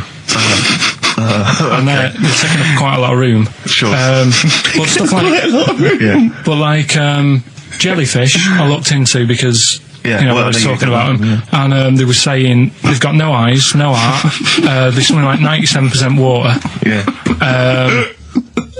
They're blind, and they do about 33 miles a day. Right. So it's like, do we need them? Could we clear them out? Yeah. Well, the big net. That would be the program. What? Right, we'll get rid of them. Next week we'll be looking at Rhinos. I think it's genius. Honestly, I think it's genius. And like going along, sort of like picking up sea anemones and going and just lobbing them into the sea. well, what do you think about MTV doing that? And then I just, in between the bits, Play music videos? I play music related relates to to it. fish, so I could play like fish, Yeah. like Rock Guy, or the animals, Rock lobster. yeah, or what else could This I get could in run there? and run. What other songs have got animals in them? The Well, monkeys, could play the monkeys. Yeah, there's about 1 million, so let's not start this. No, but do you know what I mean? So do we need this? So MTV flies you around the world And to the most incredible exotic locations. You sort of climb up a tree or whatever next to, I don't know what lives up a tree, some kind of rare parrot. You say, look at Sloth. that, it's colourful, Sloth. it's interesting. Oh, you like sloths, don't you? No, they just live up trees, but I'd say, do we need them? Why? Well, what do they do? What do you mean? What do they do? What do you want from an animal? Carpentry. What do you want? I don't like scorpions, right? Right. But then I found out they look after those monkey things. They're not monkeys, they're Whatever. lizards. Well, all right, yeah, then lizards. They look after the lizards. So there's a reason. But do you need the lizard? Could be your Well, next yeah, question. because the local people made shoes out of them. But not when the scorpion protected them, they didn't. All right, we don't need them then. So, and so ultimately, would anyone decide? I mean, do the animals kind of get a chance to mount a case for their survival? I mean, is there maybe someone that comes into their corner and sort of defends them? I'd have like a David Attenborough type character who says, Right. well, they do this, and I'll go, yeah, but do we need that doing? Yeah. Yeah. Okay. So what does an animal need to do in order for you to feel that it sort of gets a chance of life? I mean, like a pet, like an animal, like a dog maybe, or a cat, I mean, they give a certain affection to its owner. Is that a valid reason to survive?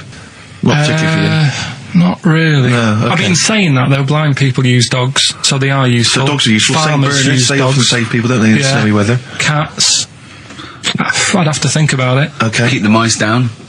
Yeah, but you got rent a kill. So Okay. what I'm saying is something that will affect the world. Right. I think you'll find everything does. Except Carl. I'm not sure what effect he's having on the world. I'll tell you what, though, Steve. Right? Did you watch the mammals? I didn't see the mammals. They had bison on it. Right.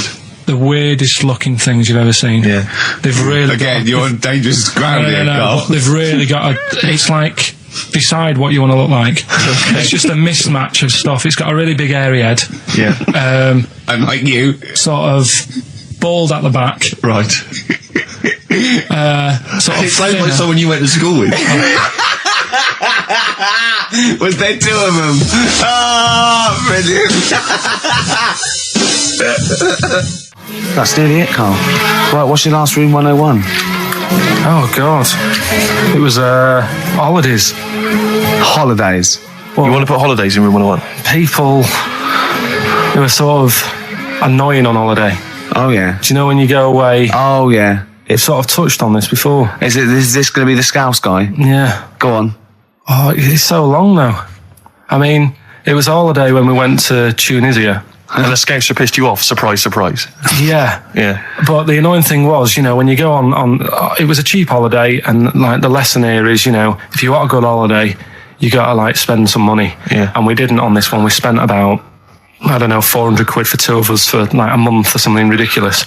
And we got there, and you know, you get to the hotel and you go, we have made a mistake. You know, it's a ropey hotel. You know, you can tell like the blinds and stuff as you walk in, they're all dirty and stuff. And you think, well, let's make the most of it. You know, let's not get down about it. It's a holiday. It's short a rest, and you try and make the most of it. And we had to meet. You know, like you have one of those things where you get to your destination and the rep says, right, you know, go and unpack your bags and that. Go and sort yourself out in the room. And tomorrow morning we'll meet up at 10 o'clock and I'll go through, you know, the best sort of place to go for camel rides and, you know, the best deals I can get you. That sort of thing. Can anyone here walk like an Egyptian? So she says, right, tomorrow morning meet 10 o'clock in the discotheque. So we get up and we have breakfast, and it wasn't a good breakfast. The kitchen was like bit horrible. The food wasn't good, and it was run by sort of midgets. What do you mean it was run? Not there's anything wrong with that. There was little fellas running around, and the annoying thing was one of them sort of started to fancy my girlfriend. How did he manifest his affection for No, you're not saying there's anything wrong with midgets, though, are you? Just saying it was strange that there was. Yeah, but even midgets shouldn't be cutting in on Karl Pilkington's territory. I know. But it's also that thing of, you know, they've got little fingers, and it's sort of. God, I'm so sorry. No, I'm not. It is a bit of a phobia of mine. Okay. Do you know what I mean? They are nice people and that. Sure. Oh God. But the annoying thing is. So what was he doing then? How did he? I don't understand how he was chatting up your girlfriend. Was he crawling under the table so you couldn't see? He just kept whispering to her from underneath there. Stop it. Just you know. Wait, I don't want to get a complaint on our last show. There's not many midgets What's listening. going to happen? Can we just finish this and start up again in a couple of months? Oh, yeah. So if you want to know more about the midget theme restaurant, then we'll talk you in 3 months. Yeah. It's just. It's just. No, that's fair enough. Actually, Oh no, you're yeah, absolutely no, right, sorry Karl. about That's your this. producer's head Listen, on. we'll see you in about a really. It's been a pleasure, truly, and thank you for everyone that wrote I've got you a couple letters. presents. Have you really? I've got you both a present. Right? Oh. I got Ricky. Do you know, like we've done fables and Yeah. stuff. Right. Yeah. This is like Mr. Ben. This Oh. is brilliant. Yeah. Right, and it's like little fables that Mr. Ben goes on. Oh, fantastic. So I want you to learn something from that for when you come back. Okay, brilliant. That's lovely, I'll tell you Karl. one of the stories I read this morning. It's brilliant. In fact, when you've done with it, Yeah. give it me. Yeah. Because I haven't finished reading that. Okay, thank you, Karl. And for Steve, a little shut up lines. A little book of chat-up lines. That's fantastic. Karl. Well, we'll see you in 3 months. But carry on emailing Karl. Cherish Karl Pilkington. He sits in a little room by himself, so keep him in touch. And we'll see you in August. We're going to leave you with something that we all love. This is There Is a Light That Never Goes Out by the Smiths. Very apt, I think. Goodbye. See you later. You've been voting in all week, sending your emails. So here's the clips that you wanted. Right. Badly Drawn Boy, Born Again. Right, just get this Educating Ricky out of the way. So, Turkey, yeah. So what is this again? This is Educating Ricky. Is the tip included? Right. Apparently a fellow was on holiday in Turkey. He's just having a normal holiday. Weather's good. You know, he's having a good time. Weight is all normal height. Yeah. He's having his meal. He hears a load of screaming going on in the kitchen. No. Has his girlfriend wandered in there? And they do, With a step ladder. the circumcised people in the kitchen, and apparently... What are you talking about? Whoa. Slow down. We were Sorry, sidetracked there for a minute. what are you talking about? I'm excited about two things at once here. One, they circumcised people in the kitchen. Two, I guessed it was someone losing the end of their knob. He did, yeah. I started thinking like Karl Pilkington. Extraordinary. That is amazing. Apparently it was going on. It wasn't just a one-off either. Well, when I say a one-off, I mean they did it more than once. Yeah. Right. And there was it was there for a week, and apparently the first night it was quiet, and then the rest of the week, every day it'd be like having his breakfast, or even his lunch, or even his tea. Yeah. He'd be doing it all day. Oh. You'd be hearing Lunch and screams. breakfast, fair enough, really. Yeah, Circumcision at tea time. Don't do that. And apparently it's a tradition over there. You can't even make a complaint about it. It's like, well, you should have found out before you come over See, it. I can't believe this is So true. I'm a little I bit can't lost. believe this is He was in true. a restaurant, in a hotel, and there were people having circumcisions in the kitchen. Yeah. Is that right? I'm even worried that we're bordering on the racist here, suggesting that is tradition, that Turkish people cut the end of their cocks off in the kitchen Yeah. at meal times. I think you're wrong, Karl. This sounds ludicrous, Karl. No, I don't think it happens everywhere. Right. I think this Just in this hotel. certain places, Certain hotels. certain hotels. What, is it like 2-star? Yeah. Why did he go to the Foreskin Inn? It was his own fault, wasn't it? So that's Sorry, that's it, is it? Have they closed? Sorry, no, wait. That's the story. You educated me, right? Once a fella saw some Turkish people cutting the tip of their knob off in the kitchen. Thanks very much. Thanks very much, Carl. Got any more? Well, there's things you can learn from it. Either don't go to Turkey. No! Don't have calamari when you're over there.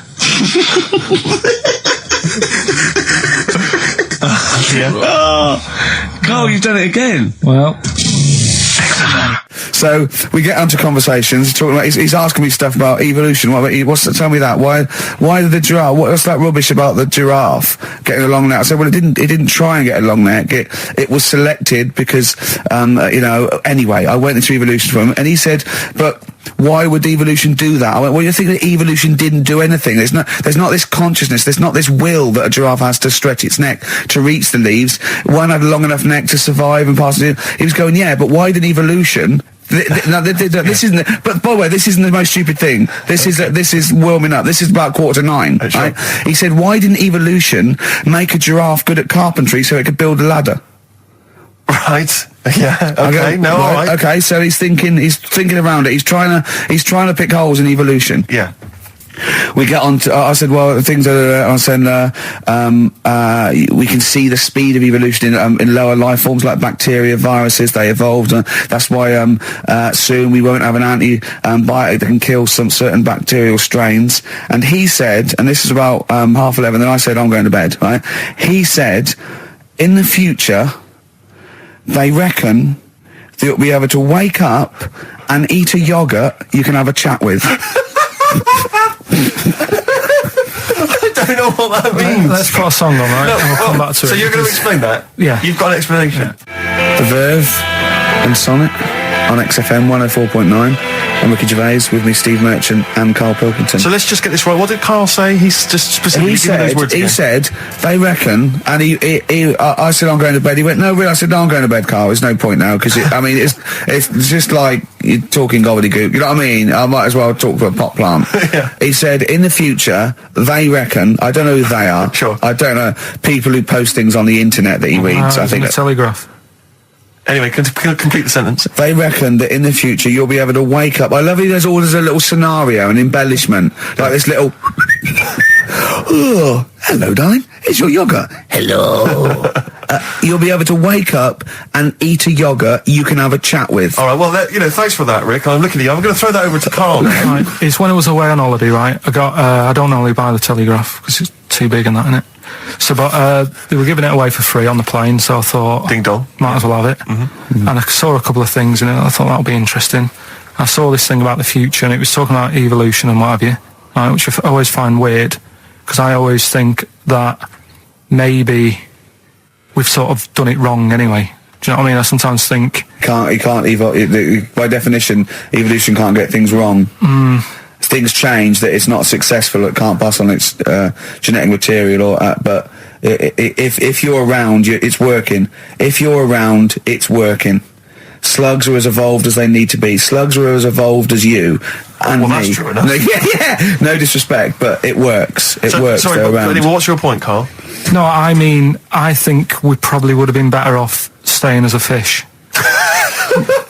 Just because there's more water than land, isn't there? Right. And you wouldn't drown. This is why I went to bed. No, I can imagine. I'm thinking of dozing off now. No, but do you know what I mean? From what was it? It was bacteria, it was fish, mermaid, man, onwards and what have you. So anyway. Oh God! No, there are a few knowledge gaps in your theory of evolution. All right, You generally got it right, though. So I mean, basically, it went bacteria, fish, mermaid, man. What's next is the big question. So it was telling you all about this and what have you, and saying how, like, we shouldn't have interfered, because maybe if we wouldn't have invented planes and what have you, maybe we'd be able to fly and what have you if we really needed to and stuff like that. Okay. So we've interfered with evolution, you see. Right. But then it was saying, well, what's the future got? Well, yes, in one way we have interfered with evolution. Yeah, the evolution of the human being in society is changing. It's no longer based on the strongest or the fittest, because medical science can keep us alive long enough. People can pass on their genetic material where without this civilization they wouldn't have been able to. So yeah, there are different parameters, there are different pressures, there are different things that say whether we're going to pass on our genetic material or not. Okay, so in that sense you're right. And that, Rick, as far as I'm aware, has led to a yogurt that you can eat and have a conversation with. So this is what it was saying. It was just saying, we're living in mad times and that. There's a lot of weird stuff going on. One of which is... And the fellow was just saying, with computers and stuff like that, the way it is, we'll be able to wake up, Go on. have a chat with your yogurt and have something to eat. What do you mean, have a chat with your yogurt? Because of the amount of, you have them yogurts already, those friendly yogurts, those bacteria-friendly ones, so this is just a really friendly one. Yeah, they don't... Oh, God! I'm like Bears! Do you know what, sometimes, Carl, I think that we're having a chat with a yogurt.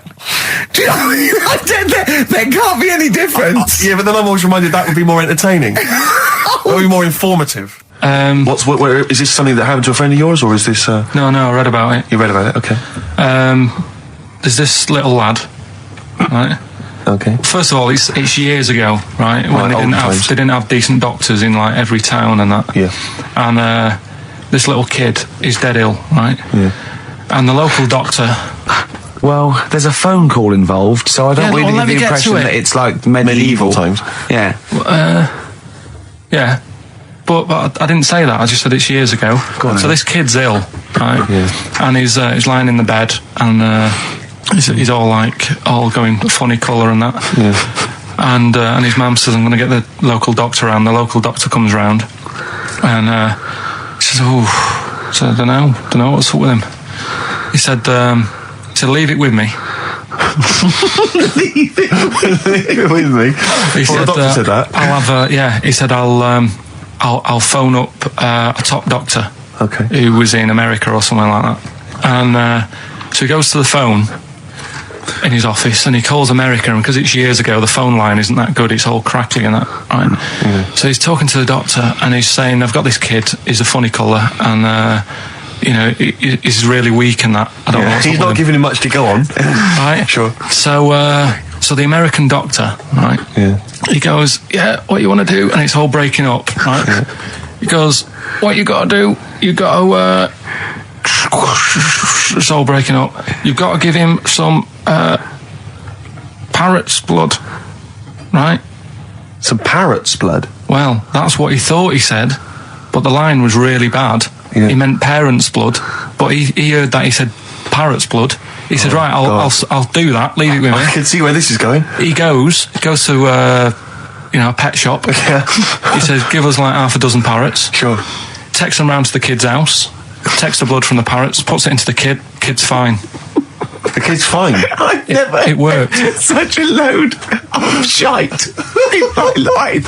I've never heard such twaddle, such just made up, enhanced, exaggerated bollock in my a life. load of old rubbish, Carl. I mean, when he told me this, he said, the doctor said, what do I do? And the doctor on the other end said, give him some blood. And the doctor went, where do I get blood from?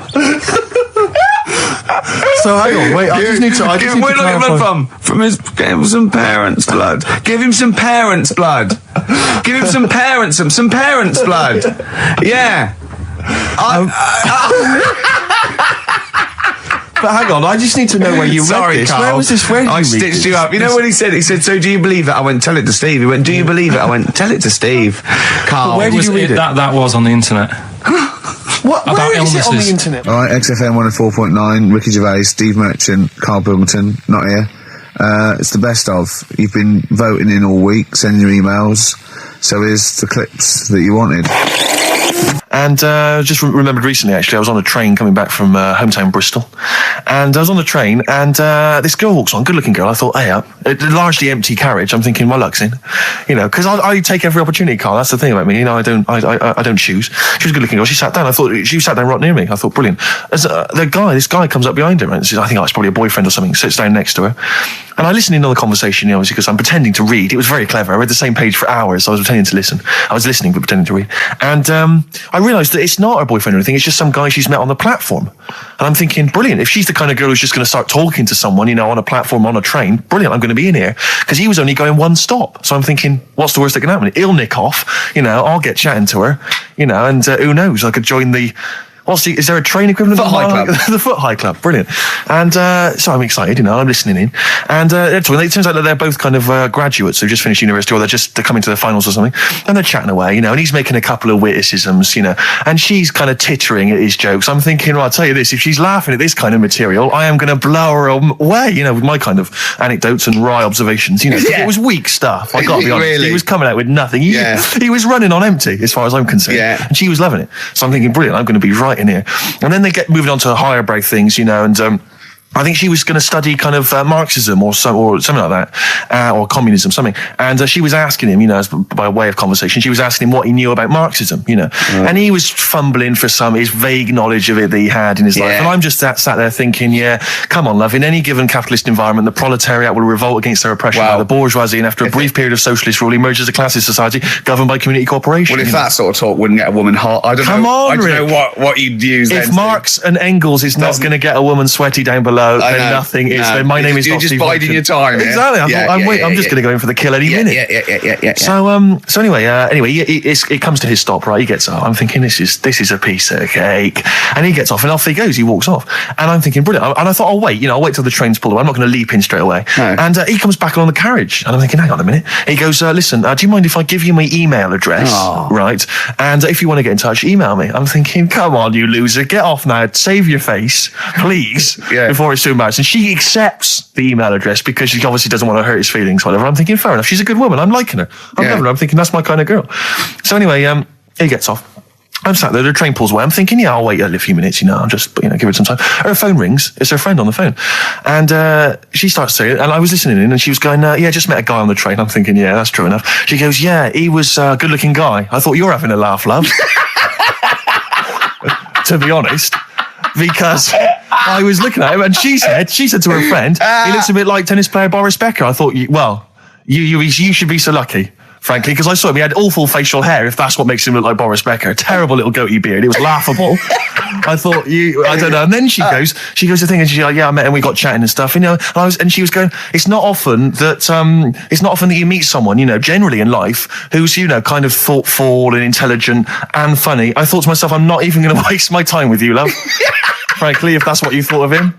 You just walked away. And I'll be honest with you, I didn't even bother talking to her. No, I didn't even waste my time with her. If she thinks that bloke is not only great looking, funny and intelligent, and she got on well, and he was polite, and it was a chance meeting, and he thought, and she thought that you were like a freaky looking dork who didn't even have the nerve to speak. That is what she thinks, then I don't want to know her.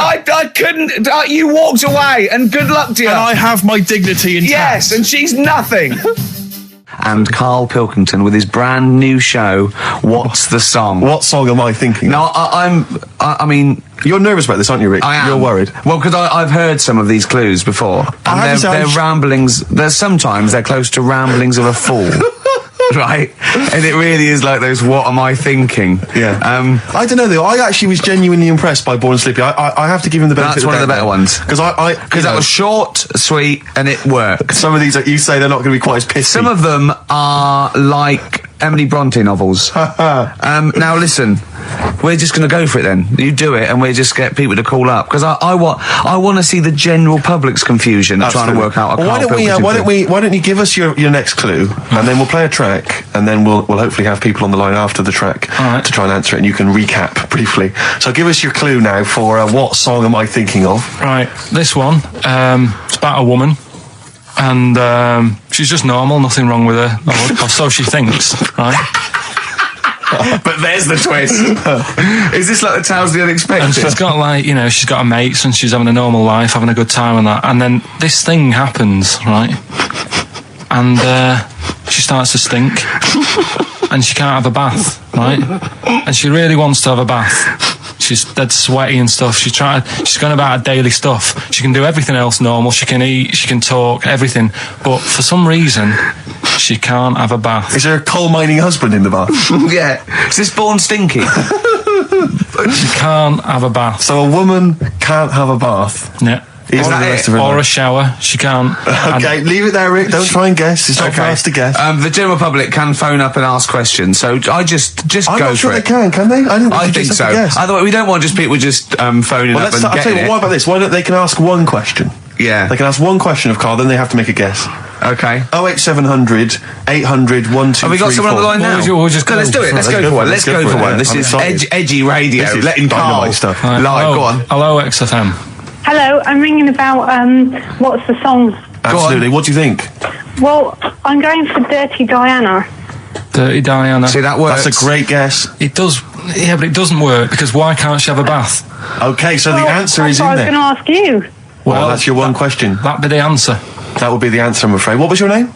Shelley. Shelley, thanks very much. Shelley, I'm afraid the I answer's- should tell you that, that you should never take this personally because no one can really get into the mind of Carl. So don't beat yourself up about this. I don't expect anyone to get these clues. No. So well done. That good is guess. a fine guess. That's Thank one you. guess. Thank you. Okay. Anyone else there? Let's hello, XFM. Who's that on the line? It's Chris. Hello, Chris. A question for Carl? Before you I give don't us your have guess? I haven't thought of a really good question or anything yet. You just want to go for the guess?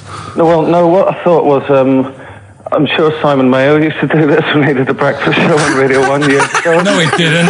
So you've just pinched this idea, Carl? If you're going to rip someone off, Carl, do not rip off Simon Mayo. I haven't ripped this off. I thought this was a new idea. I was going to do it with sound effects instead, but that's Yeah, he used to do that, and he used to get his team to play other characters. And You idiot. Well, no, hang on. Not you, Chris. I'm saying you idiot to Carl. Yeah, but nothing's new anyway, is it? So I'm not getting annoyed about it. Very true. What do you think the answer is? Is it Cornflake Girl by Tori Amos? Good answer. She couldn't have a bath because she'd go all She goes floppy sloppy and and that. then go down the plug hole. Good answer. She's all soggy. Yeah. So It's you- not, is it Cornflake Girl? No, it's not, but that's That's a great answer. It could have been. All right. Okay. You're already seeing the error of this, aren't you? I think this is great radio. I'm know. really hooked on this. I'm But genuinely excited This now. is really like that. Those so-called lateral thinkers. A man got into a field and dies. Why? Yeah. He ran out of air. No, Yeah. not the one I'm thinking He was of. shot. No, yeah, That was a good answer, Well, but couldn't Simon Mayo sue you or something for doing it? Will you stop? Don't mention that. yeah. Listen, I think if you're going to steal ideas from someone, it should be a brain box like Mayo. I mean, he's the man who's The stealing only from. example of one I can ever remember here on his show, because I was quite young then, was some people were pretending to tap someone's phone or something, and then they got caught, and the answer was just bugging by whistle, because they were Genius. That was absolute genius. That's Yeah. absolute genius. See, Chris, we're Carl, I don't know if that's the Carl's sort of ever standard done you've got to that. come up against. Yeah. Thanks very much, Chris. the phone lines are hot. hello, XFM. Hi, is it Candy Perfume Girl? Is it what? Candy Perfume Girl. Candy Perfume Girl? Yeah, Candy Perfume Girl. Is it? Well, who's that by? Madonna. No, it's That sounds like an obscure album track. No, Wow. it's just one of her songs. just Is think it- about it. She stinks and everything. She's a normal life. I didn't say she was a sweet or anything. But for some reason she can't have a bath or Is a this shower. a big song? Just to give him a clue. Is It's a bigger song than Candy Sweet Girl. Thank you very much indeed for your guess. It really is Thank right. you. Cheers, sorry. Okay, one more, then we go to a record. Come on. Okay. Go on, hello XFM. Carl, Yeah. is it High and Dry by Radiohead? High and dry. High and dry. Now that's great. She smells, which is another word for high. She's dry because she doesn't have a shower. Carl, if it isn't that, yours will never be as good as that. He's the winner. Whatever you're thinking of, that clue is brilliant. What's your name, mate? It's Richie. Richard. I mean, you can't beat that. That's a bit too lateral. Don't be stupid. It's perfect. He's made yours into a clever clue. He's made high, she smells, dry, she never gets in the bath or shower. It's not that, is it, Carl? No, it's You not. don't even get that, do you? Not really. Have you ever heard of the word high being used to mean sort of smelly? No. Oh, what? That was where you went wrong there, mate. Richard, I'm declaring you the winner, even though that isn't the I answer. don't think Thank we you. should give up this early. Can we just let's play a song and, Let's play a song. Give it one more chance, because if people think about it, it is really easy. So, I'm not going to find out the answer now because I've got to go out. Okay, we'll do it very quickly. Stay in for 10 minutes. We're just going to play a new Coldplay track out. Okay, let's play Coldplay and then we'll come back with this. Carl, it was you that worked out the maths and worked out I was 28, because they just worked out I'm 27. You are 27. No way. Yeah, I asked you, didn't I? And I said... Because, no, but what I sort of questioned was, I said, well, if you're 27 today, that means last week you were 26. Well done, yeah. That's irrelevant. So therefore you assumed that I must be 28 then? Yeah. Whereas I assumed you were using, your knowledge of maths, such as it is. I wouldn't do that. No, sure. Wow. I actually got lost in that conversation because I genuinely didn't know what he meant would mean last week you were 26. I don't know what that meant. I don't know what it meant. Wow. Well, it is Steve's birthday. But he would have been 26 last week. Sometimes you genuinely frighten me because it's those staring eyes. There's nothing behind him. It's this little bald head. It looks like Davros looking at me. Genuine fear on his face when he enters into a conversation with another human being. What bit don't you understand? If he's 27 today, he would have been 26 last week, and he doesn't look 26. He didn't look 26 last week. He looks older than 28 today. You've started on his birthday. You're still having a go at him. Carl, I don't look like the kind of hot stud that I actually am, but face facts, that's the truth, mate. Yeah, live with it. Get with the program, jeez. Well, let's have a little bit of cake. Okay, oh, that's appropriate. See the what I did? birthday. But you mean the band, don't Yeah. you? Not the cake. You haven't actually bought a cake, have you? Got anything at all? Did a bit more research this week. Okay. Found a good story out about a monkey. Right. Which I'll tell Ricky a little bit about it. Tell me, come on, tell it now. No, I reckon we should keep this. It sounds exciting stuff. That's got him, right? Tell us about this monkey, Carl. You're going to love this one, Steve, Go right?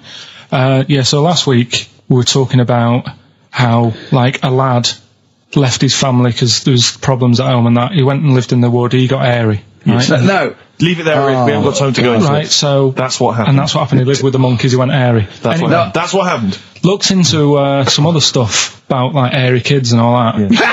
Yeah. Came across this story about a bloke, right, who worked in a zoo. Oh, dear. Right? So... Trouble's brewing. Loving his job and that, but it's quite a lonely sort of job because you don't see many people. You're just dealing with animals all the time, right? So, anyway, he gets a bit pally with a monkey because it's the closest thing to a human. Well, that ape is. Right. Yeah, but you can't really go that close to apes. It's dangerous. What do you mean? What type was it? Do you Just mean let him tell the story. Was it a chimpanzee? I reckon it was a chimp, yeah. Yeah, I don't even know. So that's an ape. It was a chimp. Yeah, but it doesn't matter, does it? So he gets pally with him. Right, so he gets pally with him. What, do they go on holiday together? Well, no, I mean, it starts On the pool together. off just checking each other out and, probably sharing lunch and that together. Yeah. Right? Anyway, this goes on for a while. They're getting on well on that. And then after a while, right, the monkey starts sort of imitating him a bit more and sort of walking upright. Oh, God. Yeah. Right? So he thinks, that's a bit weird. Anyway, they get on really better and what have you. So he thinks he could live at home with me, because we're getting on a storm. Yeah. Right? So he takes him home and before Is this the beginning of Beneath the Planet of the Apes? I think it is. I think you've seen this on video. I'm worried, because he's already imitating him and they're moving in together. I'm thinking it's maybe a bit like Single White Female.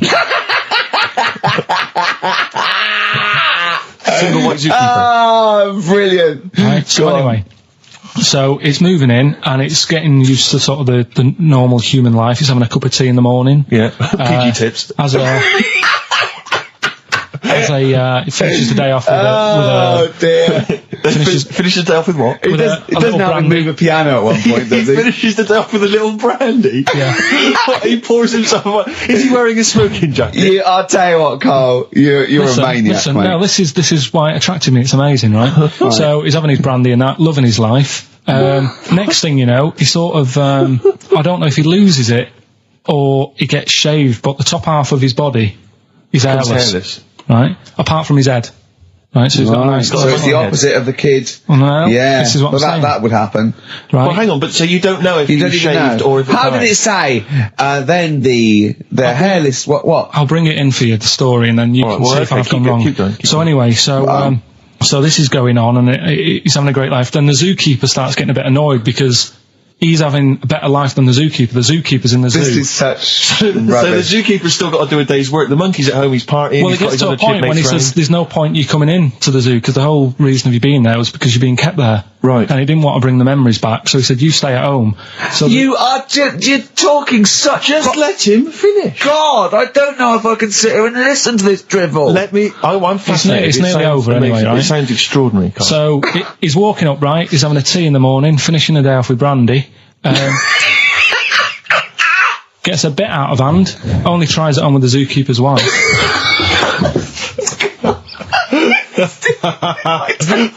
Make him go away, Steve. How does he do that? Well, because he's around humans a lot, he becomes a bit of a charmer. And, But what is it that he could do to seduce her? Pick fleas out of her? he didn't say. He's But- built. He was built. Yeah, it's well hung. so what about that? What do you mean, what about it, Carl? It's obviously not true. It's obviously not true. This wasn't on the internet. This was in a book. So it's not a quick joke and just put it on a website. This is in a book. I don't understand how. I love that he becomes a charmer. He's got better taste in brandy. Exactly. And What was it that he was doing that seduced her?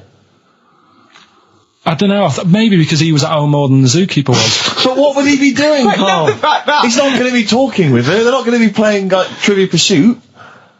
Maybe she liked the silent type. He didn't go into that. He just said that's when the trouble started. Carl, play a record. Right. Is that what Suzanne did when she brought you in? Coldplay, Clocks on XFM 104.9. Ricky Gervais, Steve Merchant, and Karl Pilkington. Right, give me some monkey magic, Carl. Hang on, you better do the jingle, ain't you? Oh, chimpanzee that! Oh, you'll like this one. What I've found is I found out like a lot of monkeys' names. Like that's how I found out about Oliver. Yeah. What do you mean you found out a lot of monkeys' names? Well, there's a lot of monkeys out there, and you think they're just called monkey and what have you, but they're all given names, right? So this one that I found about, bit of a weird name anyway. It's actually called Crap. Its name, right? And So they're not born with those names. It's not like their parents give them those names. You know, they're just chimps. Yeah. But this one, right? And It's called Crap. yeah, I know. Right, but do you know what it's famous for? What crap? Yeah. No. Go on. Is it involved with this show? It's the first monkey to have its name tattooed on its head.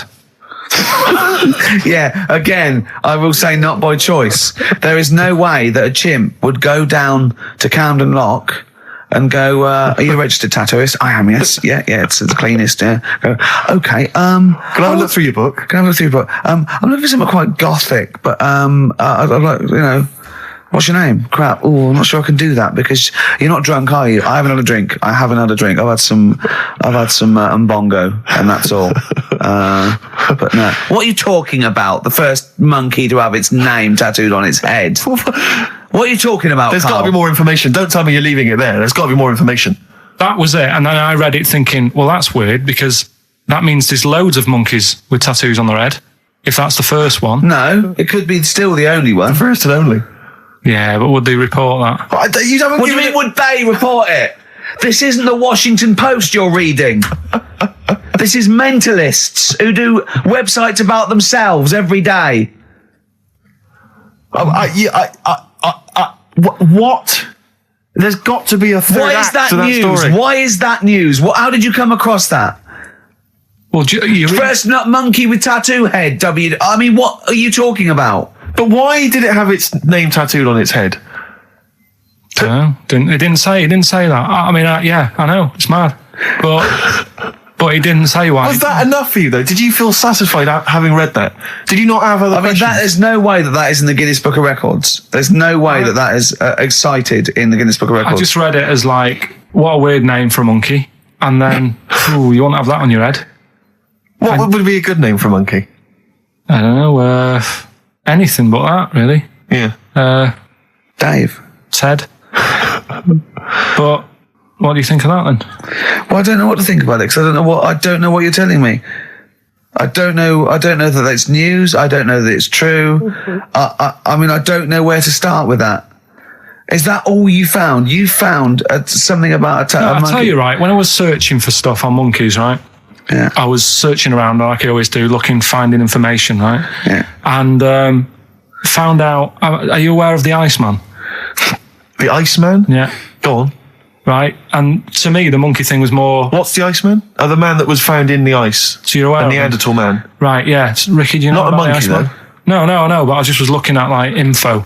Right. The Sort of thing. 5,000-year-old fella who was preserved in a glacier. That one. Yeah. Right. Yeah. Do you find that more fascinating than the monkey? Well, I know that it's true. Yeah, it is true, but do you find it more fascinating? Well, simply because it's true, I find it more fascinating. I can't act on some. If someone anything that's true is more fascinating. But you see, what I get from the monkey thing, you Yeah. go, oh, I wonder if it was happy about that. And But you accept it straight away. You accept that is true and interesting, and I don't know what that is. I mean, to me, it sounds like a bit of cruelty towards animals. yeah. You know, Because it's time. I mean, if that's true, it's disgusting to tattoo a monkey's head. It's disgusting. Yeah. Do you know what I mean? Yeah. There's no way. That's what I'm saying. It doesn't do it. If a monkey, if they reported that a monkey went in and got a tattoo and chose it itself and then was riding a Harley Davidson down Canada, I'd go, that is incredible. But I'd really want to see it on the news, and it mustn't be anywhere near the 1st of April. You know what I mean? I think you've just blown next week's.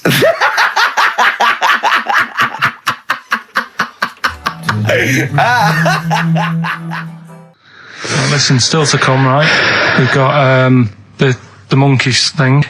Oh, chimpanzee that. And when I was out last Sunday, right, at Johnny's birthday party, Yeah. Steve was there. Yeah.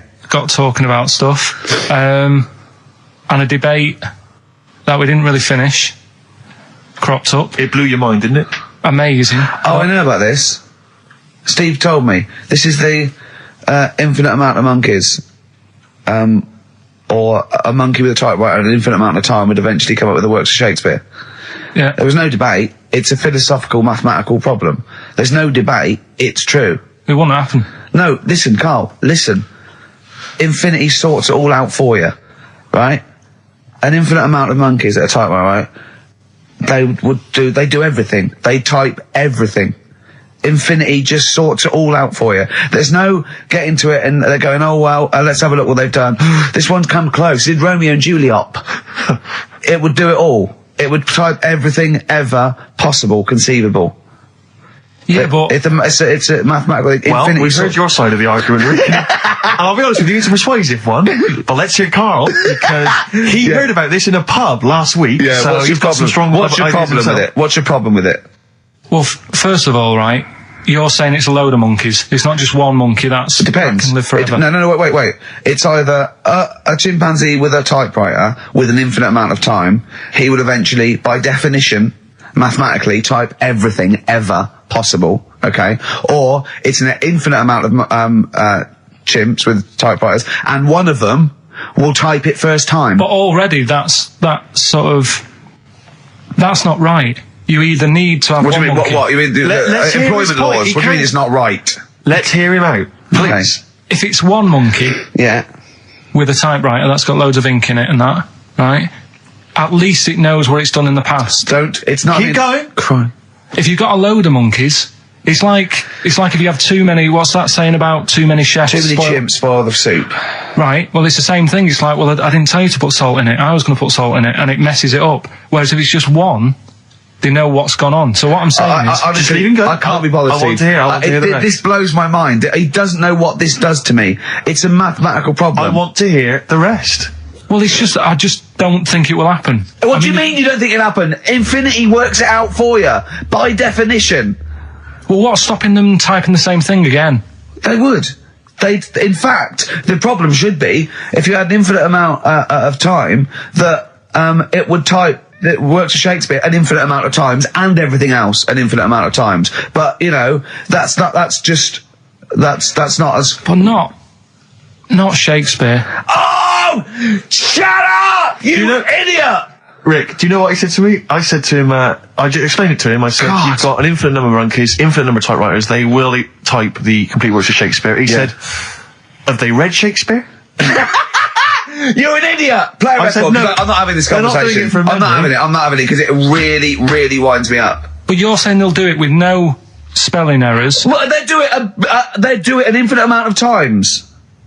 And they do it wrong an infinite amount of times. And they spell, the last full stop, wrong an infinite amount of times. And they get one thing wrong in Hamlet wrong an infinite amount of times. They do everything an infinite amount of times. But are they going off a story that they've... Play a record, Carl, because I'm gonna knock you out! I'm just saying, Shut up! do they know the story? Oh, They're monkeys! Oh, Christ. No, Right, okay. Right, Carl, she's a girl and I'm a man. Good that, innit? On XFM, 104.9, Ricky Gervais, Steve Merchant, Karl Pilkington. As ever, Rick, there's always someone who steps in to defend Carl. Okay, what is the defence? What is the defence? Here's an email from Scott Coomer. He says, Carl is actually right. I've got an A-level in statistics and probability. It doesn't matter how long they have and how many monkeys you have. You cannot guarantee they would type the complete works of Shakespeare. Infinity makes it probable they would get it right, but not definite. Yeah. Well, yeah. Yeah, that's what I was saying. No, you weren't saying, Carl. You don't understand it. Infinity sort of sorts it out. That if they do anything, they nearly do everything, won't they? No, I mean, they'll give it a good shot. No, that's not the point. But the I'd point be is surprised if they did one page right. Right, listen. It's not to do with consciousness. It's not to do with them aiming. They are just bashing away at the keyboard. It's like they're used to show that there isn't consciousness. They chose the chimpanzee because it can type, presumably, hit the keyboard. It's because they hadn't come across you at the time. Yeah. It's to take out thought out of it. It's to take out reason and trying, right? It's just random. They're saying that if you typed enough things, if the computer was left typing everything, if you left it for an infinite amount of time, and they chose Shakespeare because there is meaning behind it, and it's difficult to get it exactly right, to show you that Infinity would come up with it's not just Shakespeare, it's every novel. It's everything. Fairly eloquent there from Gervais. A quick riposte, please, from Karl Pilkington. No, I'm just saying, what I don't understand, if it hasn't read it, then how does it know where it's going? Listen, right, listen, right, Can I just explain to people, right? Some people have said, why are you cruel to Carl? He drives me mental with things like that. As I say, this discussion began because we were talking about a quote that Noel Gallagher supposedly gave. Now, I don't want to misquote Gallagher, but the gist of it was that he said, had I written Wonderwall or whatever, instead of the Beatles writing Strawberry Fields or whatever, I'd be the one that was considered the great songwriter and it wouldn't be the Beatles. You know, it's just the fact that they came first that meant that they get all the credit as being the greatest band. I don't know where to start with that statement either. I mean, that's Gallagher's thing, and he's, you know, well, whatever. We know what we think of that. What was your point, Carl? You agreed with him, didn't you? Yeah, I reckon, right? Do you know we've talked about putting a baby in a room before and it'll know what colour it is and stuff? If you got a room that's painted red, right? But forget that, because that's going to confuse it. Hear him out. Listen to me. Say if they did some new TV show, right? Like, what's that film with Jim Carrey in where The Truman Show. The Truman Show, right? So they make up a little room and some woman has some kids and you say, right, let's put the kids in this room, and they don't know what's going on outside. They don't know anything about, like, EastEnders and that. It's like their little world, right? They don't know anything that's gone on. How could a child survive without EastEnders? Right, listen. So he's sat in the room, right? And then when they're all asleep, right, Wait for this bit. someone Have you heard this? Yeah, bit? wait for this bit. They're all in a room. Yeah. They're asleep. Yeah. someone pops in, puts a guitar next to the bed, right? Nips off out again. They wake up in the morning, and one of them goes, "What's this?" They don't even know it's a guitar because they've never seen one, right? They're talking English though. Yeah. We just left guitar out of the vocabulary. Right. So There's plenty more to come. one of them will pick it up and they'll go, "I don't know what it is," and they'll start strumming. They'll go, "That sounds good, doesn't it?" Give them a few weeks, they could come up with "Hey Jude." Whereas typing Shakespeare, a monkey that can't even spell. I see that. Can't answer it. I might come with you, Rick, if that's all right. Because we've got to sort out that Christmas special as well. Yeah, no, sure. Alright, I'll see you later. I'm shooting off then as well. Cheers, Carl. Go on, he's getting all stressed because I screamed. Sparky's Dream, Teenage Fan Club. I'll tell you, I'm sick of the screaming, Rick. I'm sick of that. I mean, no wonder Carl hates you, and that is the word I don't use often, but he does, and I've spoken to him in the past, and he loathes you. Monkey news. Give us one of the screams so the audience at home gets a taste of it. I'm taking my headphones off. No, I'm not going to scream. Go on, let's see what... Right, That come wasn't on. what you were doing. Was it worse than that? Yes. Right, come on, monkey news. We're not gonna, we're not, It's not called monkey news. chimpanzee, we're not going to pack all the monkey stuff in. We've got quarter of an hour. What other show can say that? We've got to hurry up. We're not going to pack in all the monkey news. We've got 15 minutes where we can't get all the monkey information in. Right, come on. You're going to love this one. Go on. Let's have the jingle. Oh, chimpanzee that! Right. I don't know how recent this was, Oh, God. 17th century? but it happened in Hackney, right? If you're outside London, that's in a place in London. And it's this monkey that's going about Hackney, nicking DVDs. Even the monkey didn't go for videos. Even the monkey knew, well, there's no point getting on VHS. Right, you're on VHS. You're having it. Throw it back. Right, and there's a girl called Lisa who works in our office here, right, and I mentioned it to her because she lives in Hackney. I said, you familiar with this? And she said, oh, I remember something about it, which annoyed me. The fact that a monkey's running riot, but she didn't know the full story, and she lives there. What do you mean a monkey? Do you mean a chimpanzee? Or a monkey? I don't know, is he a zoo in Hackney? Is he a zoo there? I don't know what sort it was, but it was like... Is there a zoo in Hackney? I don't know, that's what I was asking. So, Right, get on with the story. So anyway, yeah, it's been robbing stuff, and the other bit that really puzzled me, right, is the fact that And you're not easily puzzled by monkey news? they took fingerprints. What do you think about that? Well, they took fingerprints, presumably because they didn't know it was a monkey to start with. No, they did. They saw it, nicking stuff, and they said, get fingerprints. So that means there's more than just one doing it. I'm going to have a heart. He had to fax them to Interpol. Yeah. We know that is, yeah. It's Brian the monkey. Yeah. So Sorry, I don't understand. He was stealing DVDs, specifically DVDs. DVDs, I think it said watches and stuff. What, breaking into homes? Yeah, in Hackney. Maybe. Are you sure it wasn't a kid with a mask on? No, seriously. How was he breaking into homes? They're good, Up the drain pipe. They're good, aren't they? They're good, aren't they? But how would they do So that? is that the news? Well, how much do you want Is that monkey news? for this week? Well, I don't know that it's true. Again, I've got the things. There was other stuff. There was another story that I found about a monkey, but I would like to know from someone in Hackney do you know what I mean? And I missed that one on Crime Watch, which would have been good. Right? But there was another story about one that kept getting on buses, not paying its fare, and just sat in a corner reading the paper. Reading the paper, Carl. You're an idiot. But that wasn't in London. You're an idiot. That was in America. It wouldn't read the somewhere. paper. Why would it read the paper? Because it was its way of sort of going, oh, well, if I'm reading something, maybe the inspector... The inspector won't notice my hairy hands. Oh, Carl, you're such a fool. Well... Pilkington. Carl We've just had a news flash that an infinite number of monkeys in Hackney and nicking an infinite number of typewriters. Yeah. We don't know what for. At this stage, we've got no more information. And they've taken back an infinite amount of graduate on video. This is rubbish. Did you watch the monkey programme last night? You told us to watch the monkey programme. We all stayed and watched the monkey programme. Alright, wasn't it? What's that? Rubbish, wasn't it? Obviously not half chimp, half human.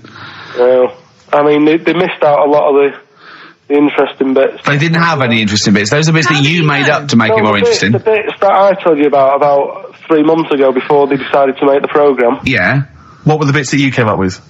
Well, they missed out the bits about, the zookeeper. Right, there wasn't a zookeeper. Yeah, go on. Well, there was, but they left that bit out. Well, okay, They fine. left out- And they left out the bit where it ran from there in 1975. In terms of those that did research, they actually went and filmed it. You read it on the internet. Yeah. Chances are you're the one with the facts wrong. Yeah, I think they also left out the bit when it jumped over 3 double-decker buses on a motorbike. On Evel Knievel's motorbike. Yeah. So, I can't believe it. I cannot believe it. Not only do you not bother turning up, but you turn off the radio and start watching football. Yeah, I turned it off, but I've recorded it. I'll listen back later and sort of... Well, what good is that? Sort of, I like to keep it in shape and that. I'll have a word next week. All right. If you receive any phone calls from people you don't know, we don't know anything about that. Instantly, we don't know why why that is happening. That is just going to be a weird, spooky thing. So, and don't bother telling the story about Men in Black 2 either, because I don't think people will be interested. Actually, on the subject of Men in Black 2, what? Have you seen that, Steve? No, I haven't, Carl. Tell me about it. You should see it. Go on. Why? Because there's this thing in it. Go on.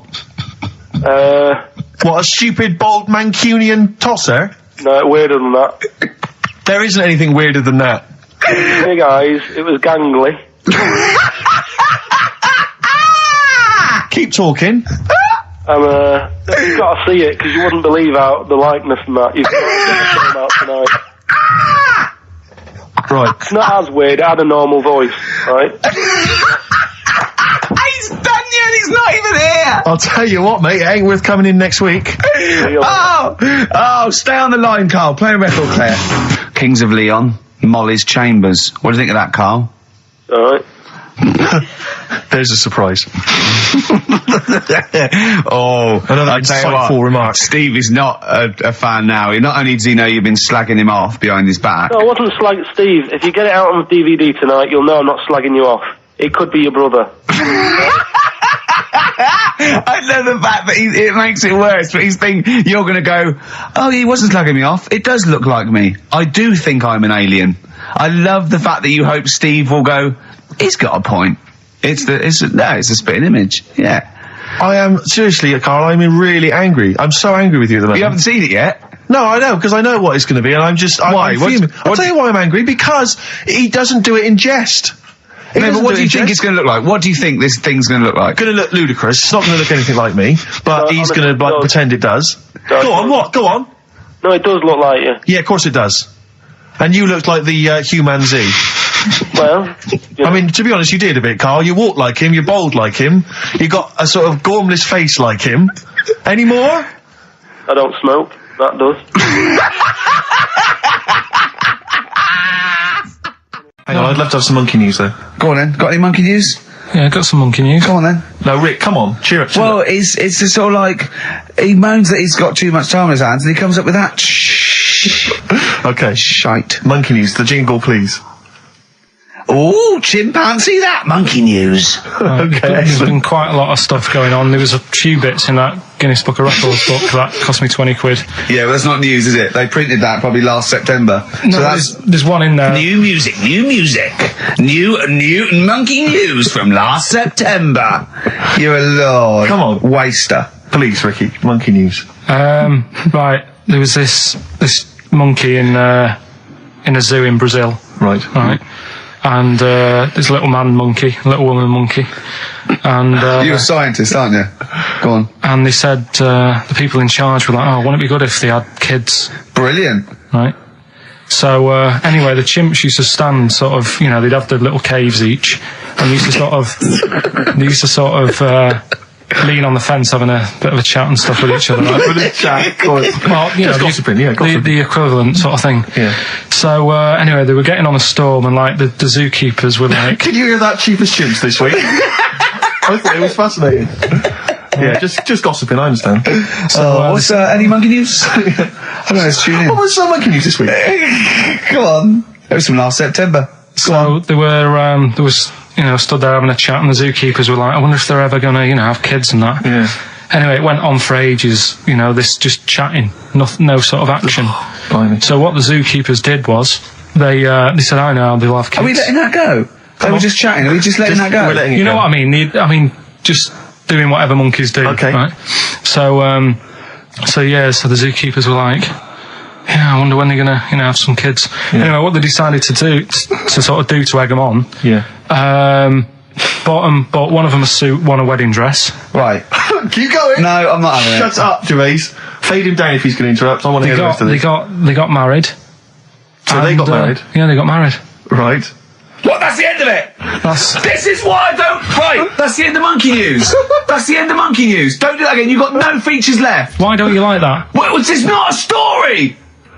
It's about two chimps chatting, which doesn't happen. The zookeeper's going, well, I wonder if they're going to ever have kids. Egg them on. They got married. That's the end of the story. What are you talking about? Hang on, just calm down. Let me just check that you didn't make a mistake there and didn't lose out. What do you mean you didn't make a mistake? Wait a minute, he may have just left out a fundamental piece of information. What, the story? That would have made it into a story. Right. Let me just check the facts. So they bought them wedding outfits. They were married. Did they propose to each other, or were they just forcibly married? Encourage him. Just forced onto And it. then what was the outcome? Once they got married, what happened? They fell in love? Yeah. Whoa, it's not a marriage, Carl. Be quiet. It's not a real marriage. I don't know what you've got in your head. It's like the head of Homer Simpson. I'd go in there and there'd be a wedding reception and there'd be a couple of fights and they'd be talking about stuff. They got married. They fell in love. Did they have children? They're not back off the honeymoon yet. Play a record. You got no features left. You got one feature left and come back to the film. Boo-hoo-hoo, it won't do. Listen to the Gallagher Boys and stop crying your heart out on XFM 104.9. No need to. It's Monkey News. So there's the time. Time for Monkey News. Can we have the jingle? Oh, chimpanzee, that Monkey News. I love the jingle. Right, well... Can we play that jingle once more? Yeah. Let me cue it up. So, chimpanzee, that Monkey News. Oh, it's brilliant. Well, listen, it's from Steve. Okay. Right? Now, what it is this monkey, right? Yeah. Don't know where it was. Mm-hmm. But there's a bit before the monkey anyway, right? Jeez. Is this... No, listen. Shoot me. Right? It's a bank. There's this bank, right? Busy bank. Normal day, everything's going normal, right? Busy bank, people going in, doing what they do, seeing about mortgages and stuff. Yeah. Everything's normal, everyone's happy, right? Yeah. So anyway, it's quite busy one day. Fella comes in with a gun and a balaclava on. Up to no good. Right, I'll tell you now, Carl. If this fella turns out to be any ape or monkey related species, you're never doing this again. I'd never. So just, if you want to finish it, it's at your own risk. But if this fella who robbed the bank turns out to be a chimpanzee, that's the end of Monkey News. All right. Okay, let's hear the end. It's a lovely day in a lovely bank. Everyone's happy. Everything's normal. The man comes in the balaclava. Man comes in. Starts, Is it a man? Starts waving a gun around. Shut up, Rick. Let him finish the story. Starts waving a gun around. Yeah. Right. Up to no good. So everyone's thinking, oh God, wish you didn't come in here. It's not going to be a good day. How tall is the man? Shut up. Let's hear it. Everything, oh God, he's telling everyone to get down on the floor. Yep. In what, in English? In English? Yeah. In English? So? Yeah. So everyone's panicking, everyone's getting on the floor thinking this is it, it's all over. Yeah. Just when you think, it's all bad news. Yeah. It's all bad news. Doors swing open. Little monkey wanders in. God, it's worse. Shut up, Rick. Little monkey wanders in, right? The robber's like, what's going on here? He's telling it to get down on the floor. I don't think it was taking any notice. No, right? it was just busy asking for coffee. It runs in. I don't know if it was going to withdraw or deposit or whatever. It wanders in, right? Goes up to the robber. Where did it come from? Shut up. Will you let him finish the story and then ask questions? That's only fair. Okay. Wanders in. Runs up to the fella with the gun. Takes the gun and the bag of money off him. Everyone's like, yay, we've been saved. Then the monkey starts backing out with the gun and the money. Shut up. Sit down and I'm having this. And he does a runner with the money and the gun. No one's seen it since. You are an idiot. I mean, you have said some stupid things in your time. What are you talking about? Story that happened. No! What are you talking about? What do you mean it backed out? It came in, was it an accomplice? Was it an opportunist monkey robbery? What are you talking? Think, Carl. Think. I know it's mad. That's the idea of Monkey News. We're telling people how monkeys are pretty, they're mental. They're up to no good. What do you think? They've never seen the monkey since. What, did he ever get a getaway car waiting? Did he swing his way to freedom? Where was this? There's no details. Don't talk rubbish. Well, yeah, Steve emailed it in. He's got it off the net. And the funny thing is, Can I see it? Have you got the information there? Yeah, the funny thing is, it wasn't just him who sent it. I had that a couple of times. So a few people obviously read the story and said, that'll be good for Monkey News. It doesn't say anymore. It doesn't say if he went off to Spain. It doesn't say, if he's on Crime Watch. Yeah. It doesn't say any of that. It's just saying that's what he did. That's the story. And that's what Monkey News is about. I've heard that they're making a movie version with Phil Collins. So I look forward to that, and Julie Waters. So that's this week's Monkey News. If you've got any, if anything's no, don't bother. in your town. That's the end. No, that is the end. That's the end of Monkey News. No more Monkey News. This is bit of Queen. It says it here in this email, Rick. It's got to be true. Right. So that seems a while. Oh, chimpanzee that Monkey News. Right. Now, before and again. Go on. Oh, chimpanzee that Monkey News. Brilliant. Right. Right. Before I went away, I told you about Alfred. He was the monkey where there was a robbery going on in a bank. And then he nicked the robber's loot and backed out with a gun. Yeah, he sort of stole. He robbed the robber, didn't he? Yeah. Did he take his gun as well? He took the weapons. He took all the weapons. There was like a couple of robbers. He managed, because they were so amazed that a monkey was coming in. It was like, don't talk shite twice. Right? Anyway, got a follow up to that. Okay. Now, what was that monkey's name?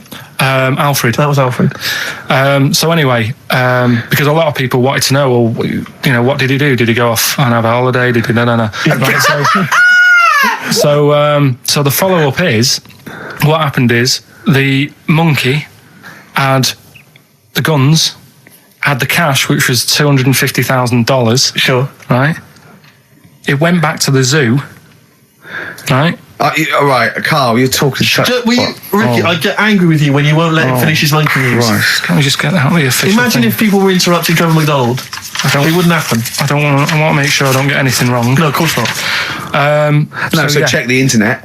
So the monkey goes back to the zoo, right, where all the zookeepers come out and go, get him. He's got the guns. Yeah. He hands out a couple of guns to his mates. What? Right. His monkey mates? His monkey mates. So they've all got a couple of guns each. Oh, Carl, Steve, I can't, mate. I cannot Just stand it. Honestly, I want to scream. Please, I really get annoyed with you. They tried to do him a deal. They said, how about if... I'm going. Tell him that. I'm going. No, I can't. Step out from a... Okay, we'll just do it. Look, don't listen. Step out and I'll paraphrase what I hear for you when you come back in. Step out. Now, please, I need to hear the end of this. This is Monkey News. This is important stuff. Right. Ricky now has left the room. He cannot bear to hear, which is surprising to me. Right. So anyway, they've got the money, and they say to the zookeepers, "How about we give you some cash?" Yes. And they go, "Sorry, hang on. Sorry, the zookeeper said that to the monkeys." Yeah. Right. No. The monkeys who have got the £250,000, right, say to the zookeepers, "We'll sort you some money out if you let us go." Sorry, the monkeys say to the zookeepers, "We'll give you some money." Yeah. You don't see any problem with that? Right, listen. Okay. It's nearly finished. Right, I'm listening out there. This is ridiculous. What do you mean the monkeys say? What do you mean the monkeys say to the zookeeper? They were probably holding the money out, like kind of going, look, we'll do your deal. Right, okay, come on. And what happened is, I think they were happy with that. I think they left, and that was that. They wanted to get out of the zoo because they didn't like it in there. There's the thing. Right, I don't. Just have a look. Right, Carl, think. Right, how did they get out in the first place? This one. Just let Steve have a... So why did he go? So he went and robbed. He thought, he knew there was going to be a robbery that day, did he? He might have been getting some money before they went to escape, and then that happened and they had more money. They might have been withdrawing some stuff out. What do you mean? No. If he was planning on leaving the zoo, he's going to get his savings. What are you talking about? What have you read there, Steve? I've got a feeling this is a review of one of the Planet of the Apes films. I think it's Escape from the Planet of the Apes. I'm not certain. It could be Beneath the Planet of the Apes. Right, Carl, think. Please think, right? So this monkey, right, he leaves the zoo, right? So he leaves the zoo, which he can do, presumably what? They leave him the keys or what? They're chatting to him, they might as well. He goes to a bank. What's he thinking of doing? Sees a robbery, probably by chance. He probably wasn't tipped off, was he? Or has he got one of those police scanners? Probably got one of those police scanners. Well, I think he was going to the bank to get a mortgage to build I think he wanted an extension, didn't he, on his cage? Think of that. And so I love the fact that he hands out the guns and they do a deal. It's honestly, you've got the best mind working on radio today. It's incredible. So the only person who makes less sense is Terry Wogan. It goes up and down, doesn't it? I can't understand his sentences because I don't know. No, it's like freeform poetry. Yes, I don't know whether it's the end of a sentence, in the middle, Sure. a new one. Yeah. But Let's have the jingle again, a record, and then we'll probably have to wrap up the show, I imagine. that was chimpanzee that monkey news. Chimpanzee that monkey news night. Excellent. Good. So we'll sort of get some monkey experts on maybe next week to dissect it. Right. Are you ready? Yeah. Right. There's this monkey. Right? Oh, yeah. It's called Jack. Yeah. Right. I got pally with this bloke who worked in a railway station. How? Pen pals? I don't know. I didn't say all that. I'm Internet, just telling internet. you. I'm not sure. Chat rooms on the internet.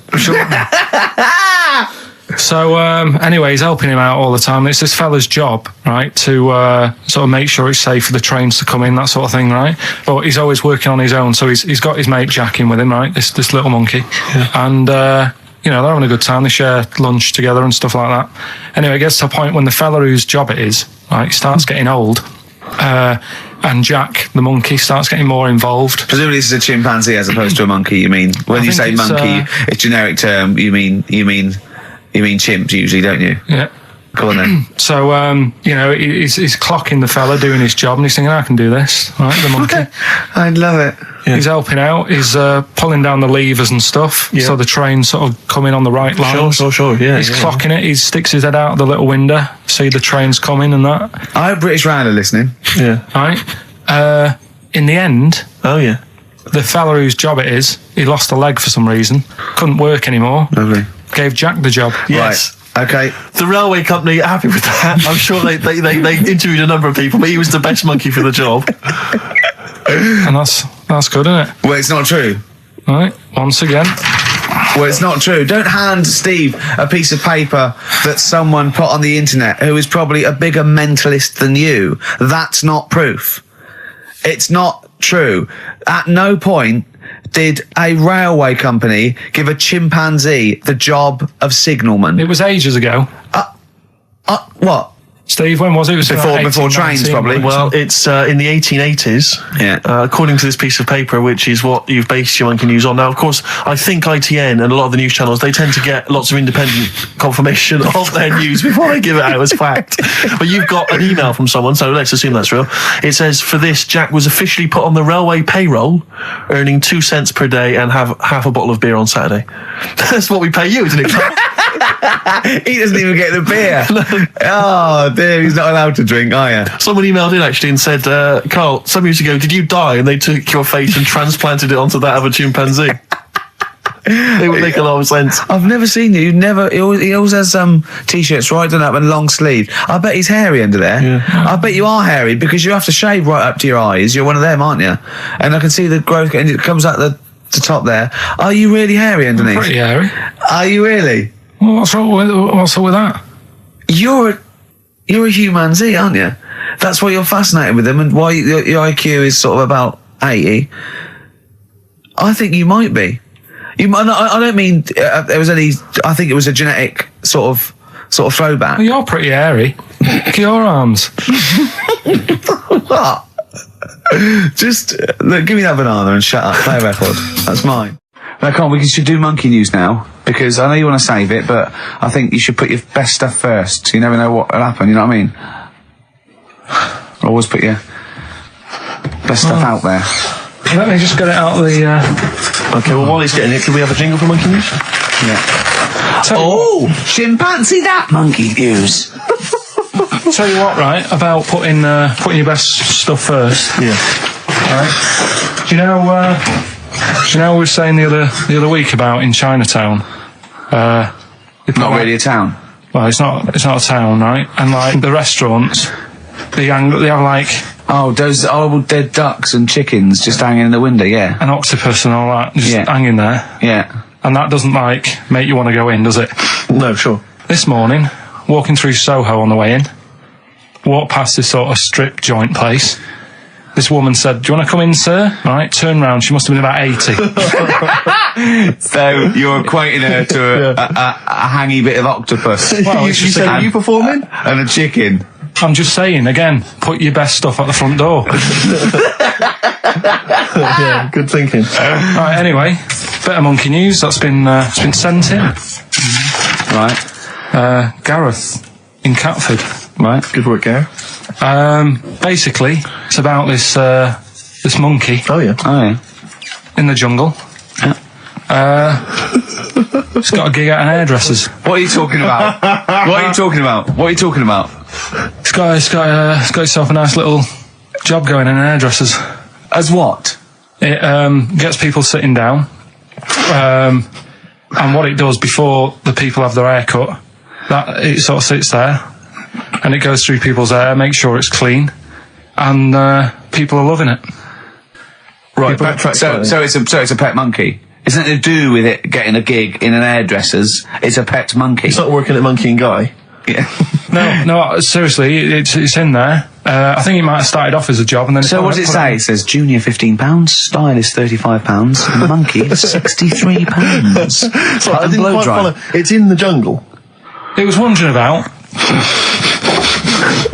Right. Maybe it did. But it looks good. Its hair looks good. Someone thought, hang on. But never ever. You see, people make that mistake with hairdressers anyway. I always say, well, if the hairdresser's got a good haircut, go to where he's going. So, Can we just go back to monkey news for a second? So anyway, that's why. Yeah, I didn't quite follow why he's still his salon is in the jungle, or where is it? No, he was doing what he does in the jungle, right? Right. He's walking about. He wanders into the hairdressers. Yeah. Maybe they didn't have him on as a job straight away. He was just there. People said, "This is nice." He's sat there picking the knits. Carl, I don't know where to start. Then it's just it's the embellishment. You don't walk in. He walks from a jungle to an hairdresser's. I mean, you're an idiot. You really are. I'd love to see you try and get a job in an hairdresser. If there was another monkey up for it, you'd never get a job. So he was good at that. People said this is relaxing. Apparently, he had really nice hands, soothing, right, on people's heads. They said, "Let's put him on the payroll." So let's put him on the payroll. What do you mean? No, I'll give you that. Okay, this is the news item, is it?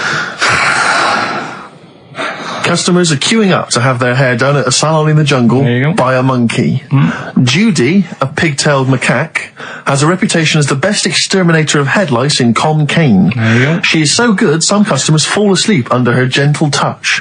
Regular Amporon Chekema said, Judy's hands are so soft and gentle, I really feel I can relax. But you know that is doing what it does naturally. It's looking for, like, salt and stuff in the hair. Yeah. And nits. It's not on the payroll. It doesn't complain about when it gets deducted at national insurance. It's not part of the union. Yeah. Do you know what I mean? But a good monkey news, backed up with good tabloid journalism. With solid evidence there. So no, I think maybe we should start marking the monkey news, Rick. I don't know what you think. Giving it marks out of 10, maybe. For both interest and validity. Well, for interest, I'll give it 7. For Carl believing that there was something to this monkey, thinking it had a job and getting paid. But it was also doing kind of perms 2 and colouring 2. Yeah. Ridiculous. Again, ridiculous. More monkey news next week. Hopefully let's just hear that jingle again. Oh, chimpanzee that monkey news. So let's have official monkey news. Play the jingle. Oh, chimpanzee that monkey news. Alright, we've got to be quick. Go on. This is something that was sent in to me ages ago, and I don't know why I haven't done it yet, because it's brilliant. We were talking about monkeys typing, the Shakespeare theory and all that. Well, this is about a little monkey called Marty, right? Basically, it's in some science lab, right? It's in there. It was wandering about out of its cage, right? The lab fella was busy on the phone or something, right? And typical. It's wandering about. It goes up to a PC that's in the corner, a little computer, types down, "My name is Marty," right? So the fella got off the phone, saw this on the screen with the monkey sat there, says to his mate, "Have you done this?" Right, hold on, Carl. Let him finish. Before you question, always let him finish. I don't know what to do. Time's against us, come on. He said, "Have you done this?" He says, "Done what?" He said, "This on the screen here saying, 'My name's Marty,' right?" he goes, what are you talking about? As he's having an argument with his mate saying, you're lying, you did it. Monkey's sat there typing, this isn't a practical joke, my name is Marty. Right, and that's the end of the story? I'm not coming in next week. I think we need a week off. I actually think we need a week off. He's doing a web chat or something. You can go online and have a chat with it. The monkey's doing a web chat? I don't know. Has he got his own website yet? Your favourite Buffy the Vampire Slayer? Have a look at that. Right. Do you believe that, Carl? It's all there. No, but do you believe it? Do you believe that monkey could type that and then say this is not a practical joke when he's still arguing? Weird, isn't it? Oh. What do you reckon, Steve? Yeah, well, it's obviously a wind-up. It's a joke. It's not even... You haven't even got some of the facts wrong. It's just a wind-up. Have you noticed the date? Is it April the 1st? It is April the 1st. You are joking. That it was sent. You're an idiot, Carl. It was sent on April the 1st, Carl. So you're saying the monkey knows it's April the 1st, but you don't believe... doing a wind-up, yes. Yeah, I think the monkey has thought, I'll do it on April the 1st so that people think that it's a wind-up. In actual fact, I am a monkey that can type and read. It's a shame you never went into investigative journalism. You could have brought down, the Watergate scandal. Poor Carl. Well, I was thinking of a song that sums us three up. Yeah? What are we? What do you think? How would you sum us up?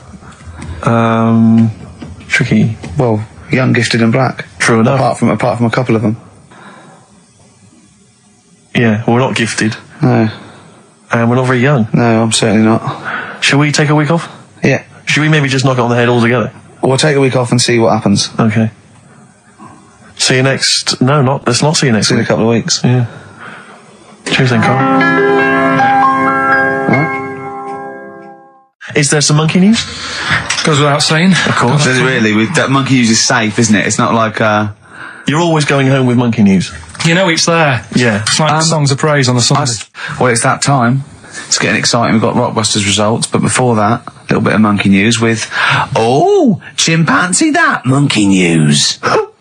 Karl Pilkington. Brilliant. Let's do it. I read that for a couple of weeks. Go on then. Alright, so it's like this little monkey. Oh, yeah. He lives in Morocco. Right, I'll just warn you now, you're on thin ice from last time, okay? So make sure, is this real?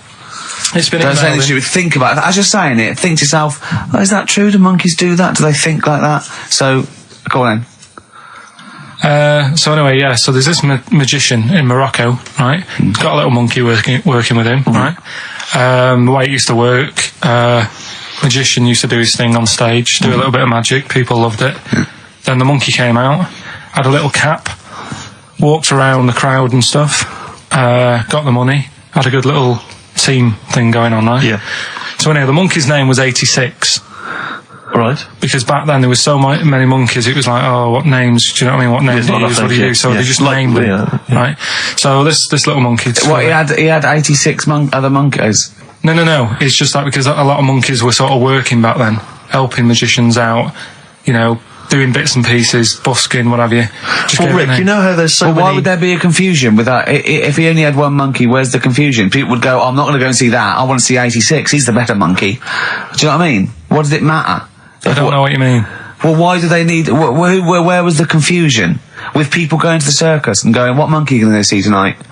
I don't know. It wasn't a billing, was it, with a monkey? But Rick, it's just the same with humans. There's so many humans now that we can't give them names anymore. Yeah, they all exactly. have to have numbers. Exactly, yeah. There's so many humans, with 5 billion people. We can't give them names. It's impossible. But, with a few monkeys anyway, number working... 22, go on. So, anyway, there he is. 86. 86. With his hat. With his hat, walking around, getting the money. Yeah. Anyway, the magician sort of, thinking about moving on. Because in Morocco, he'd sort of done all the tourist traps. Sure. So he had a word with the monkey, said, how about we... See? No, let him continue. Think. Let him continue. He didn't have a word with the monkey. Let him continue. So what do you think about going over to Spain? Yes. Sure. So the monkey was in agreement? So he said, go on then. Right, so they get in the car, and the magician knew he'd have a bit of a problem on his hands because you're not meant to take monkeys out of the country. Yeah. Right? So he thought, right, what I'll do, I'll get a car, right? Right. Stick the monkey in a boot, right? get on the boat and hopefully sort of, stick it in some luggage and what have you. Yeah. We'll be over there, we'll be earning big money, everything's going to be great. So the monkey was like, brilliant. So they get in the car, they're on the way to the boat, and pull over at a petrol station. And just before filling it up, he opens up the boot and he goes, "You all right in there?" And it's like, yeah, sound. So he leaves the boot open so it can breathe and get a bit of fresh air whilst it's filling up. Goes in to pay the money. Yep. Pays the money, goes, I'm just paying for the... Right, this monkey is not going to drive away in that car, or we're never doing this feature again. Carl, what happens? What's number 86 up to? So... 86. So, That's the ending, isn't it? That's the story. Come on, let Carl finish the story. It better not be. Brilliant. You're going to love it. Right, so he's in the petrol station, and he's going, right, I'll pay for pump 4. And the fella says, what are you talking about? Pump 4, isn't that a monkey? No. Sometimes I use numbers for monkeys, sometimes I use... No, I mean pump 4. Sure. So he says, what are you talking about? There's no car at pump 4. Right. Keep going. Sticks his head out of the door. Yeah. The monkey's giving it some. Went over to Spain on its own. Steve, I don't know what to do. Well, hang on, let's just get a couple of the facts right here. Well, what do you mean, couple of the facts, right? There are no facts. So, number 86 he drove to Spain. You are, honestly, Carl, you must know. It was an automatic. Right. Carl, you must know that is shit. There is no way a monkey... That's the thing with He this gets feature, stopped at customs. It's mental. How did he get through customs, Carl? Has he got a passport? No, he was sneaking about because he didn't have a passport. So he parked and then snuck through. Do you want the facts? Let me see it. Right, I'll examine this, Rick, and we'll play a record. Play a record, because I can't... Facts That's nearly as bad as the armed robbery. Right, go on. Yeah. Play a record. Better Suede. Yeah, stay together. My favourite. One of 86's favourites. Is there any monkey news? I've got some, but just because it's not that good, something else I found out that I thought I'd share with you. Go on. I was looking in the Guinness Book of Records, right, because I thought they'll have something in there about monkeys or something, right? Mm-hmm. And there's a little monkey, I think it lives in Asia, right? There's loads of them live in Asia. Might just be travelling, but yeah. And something they found out, I don't know if they've got it right, and that's why I want to bring it up. Apparently, it's the mammal, right, that's got sort of the pointiest eyes that pop out of their head. Steve.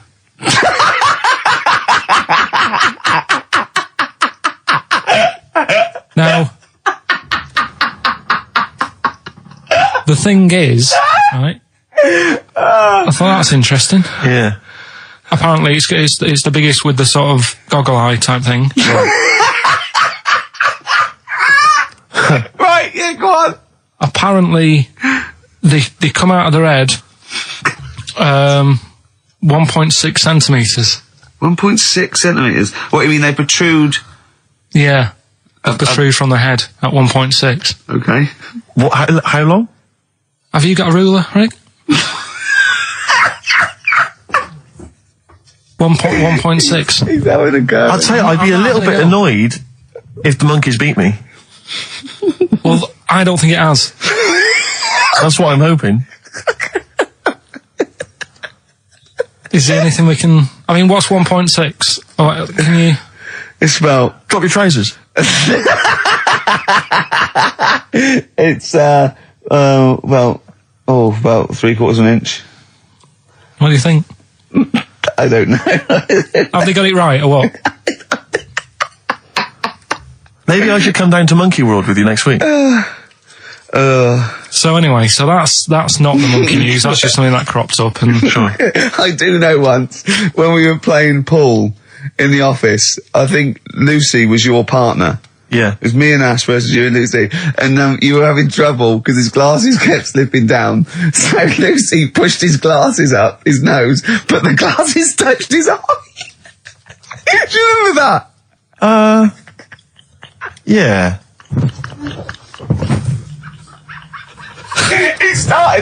He started it. Well, you're the one who joined in. I know, and I feel bad now. Yeah. He makes me nervous when he goes, yeah. It's like, play a record. No, I'm just trying to think about which part of your fat, middle-aged physique I can pick on.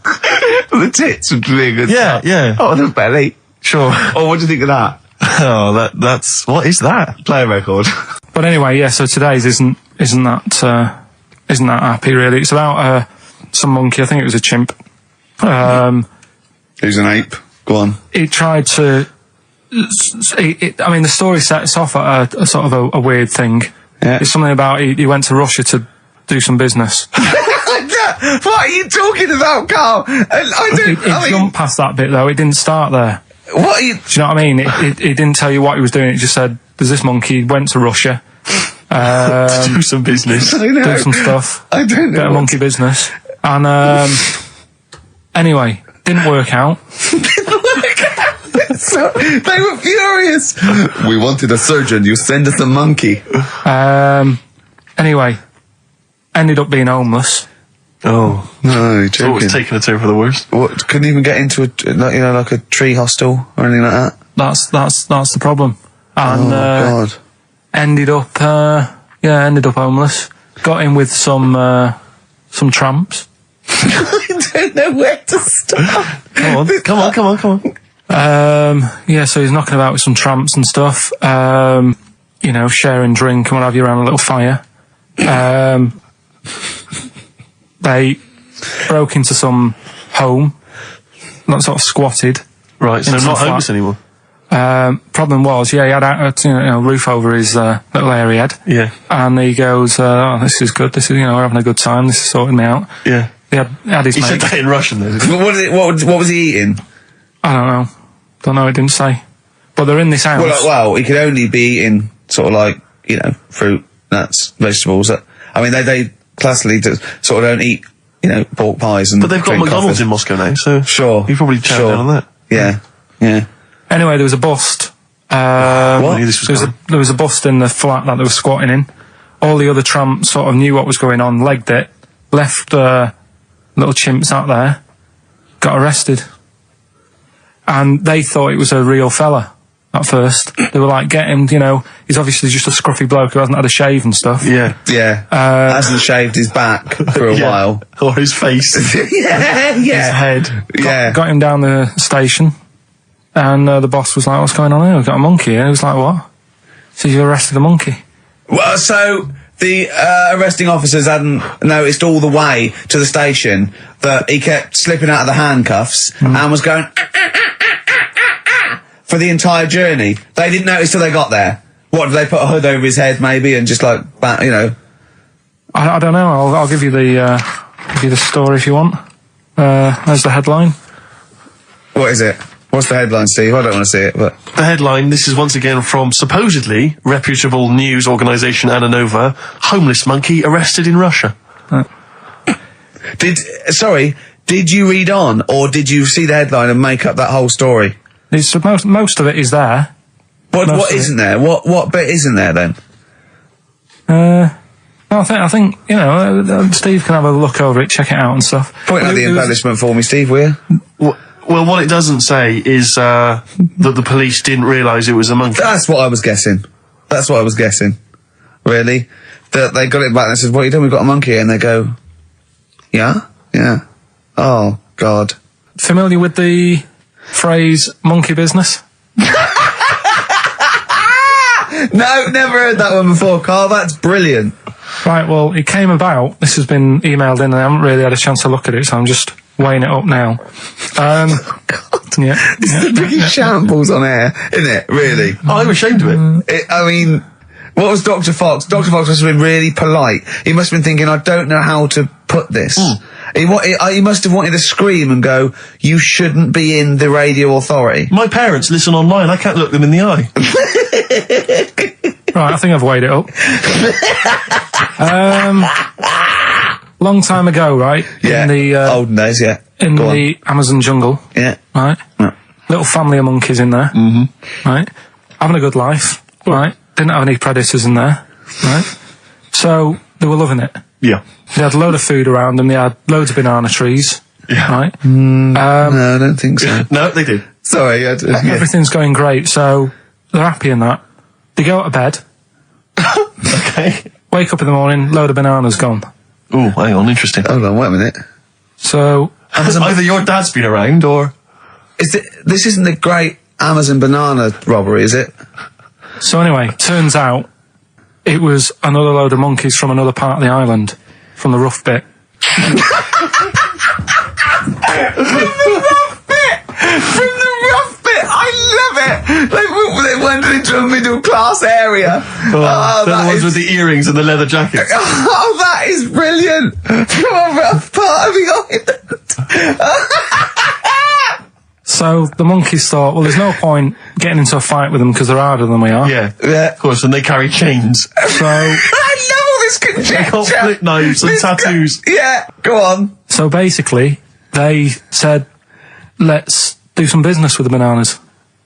Let's do some business with the bananas. This is such shit! This is such... What are you talking about?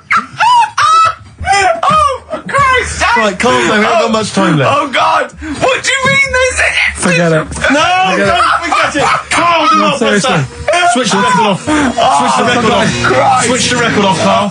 What are you talking about? What do they do? Oh. Let's do business with the bananas. Yeah. So they said, well, rather than them coming robbing them, we'll flog them. So that put a stop to it then. The monkeys came, they didn't have money. They said, give us some bananas. And it says here... So what, they exchange bananas for bananas? For berries and nuts. So that's where the phrase monkey business No, it's comes from. Little business to set up. Right, there, God. That's the end of that as well. So that's the end. That is a shame. That's the end of Rockbusters and Monkey News. Well done. You've done it in one show.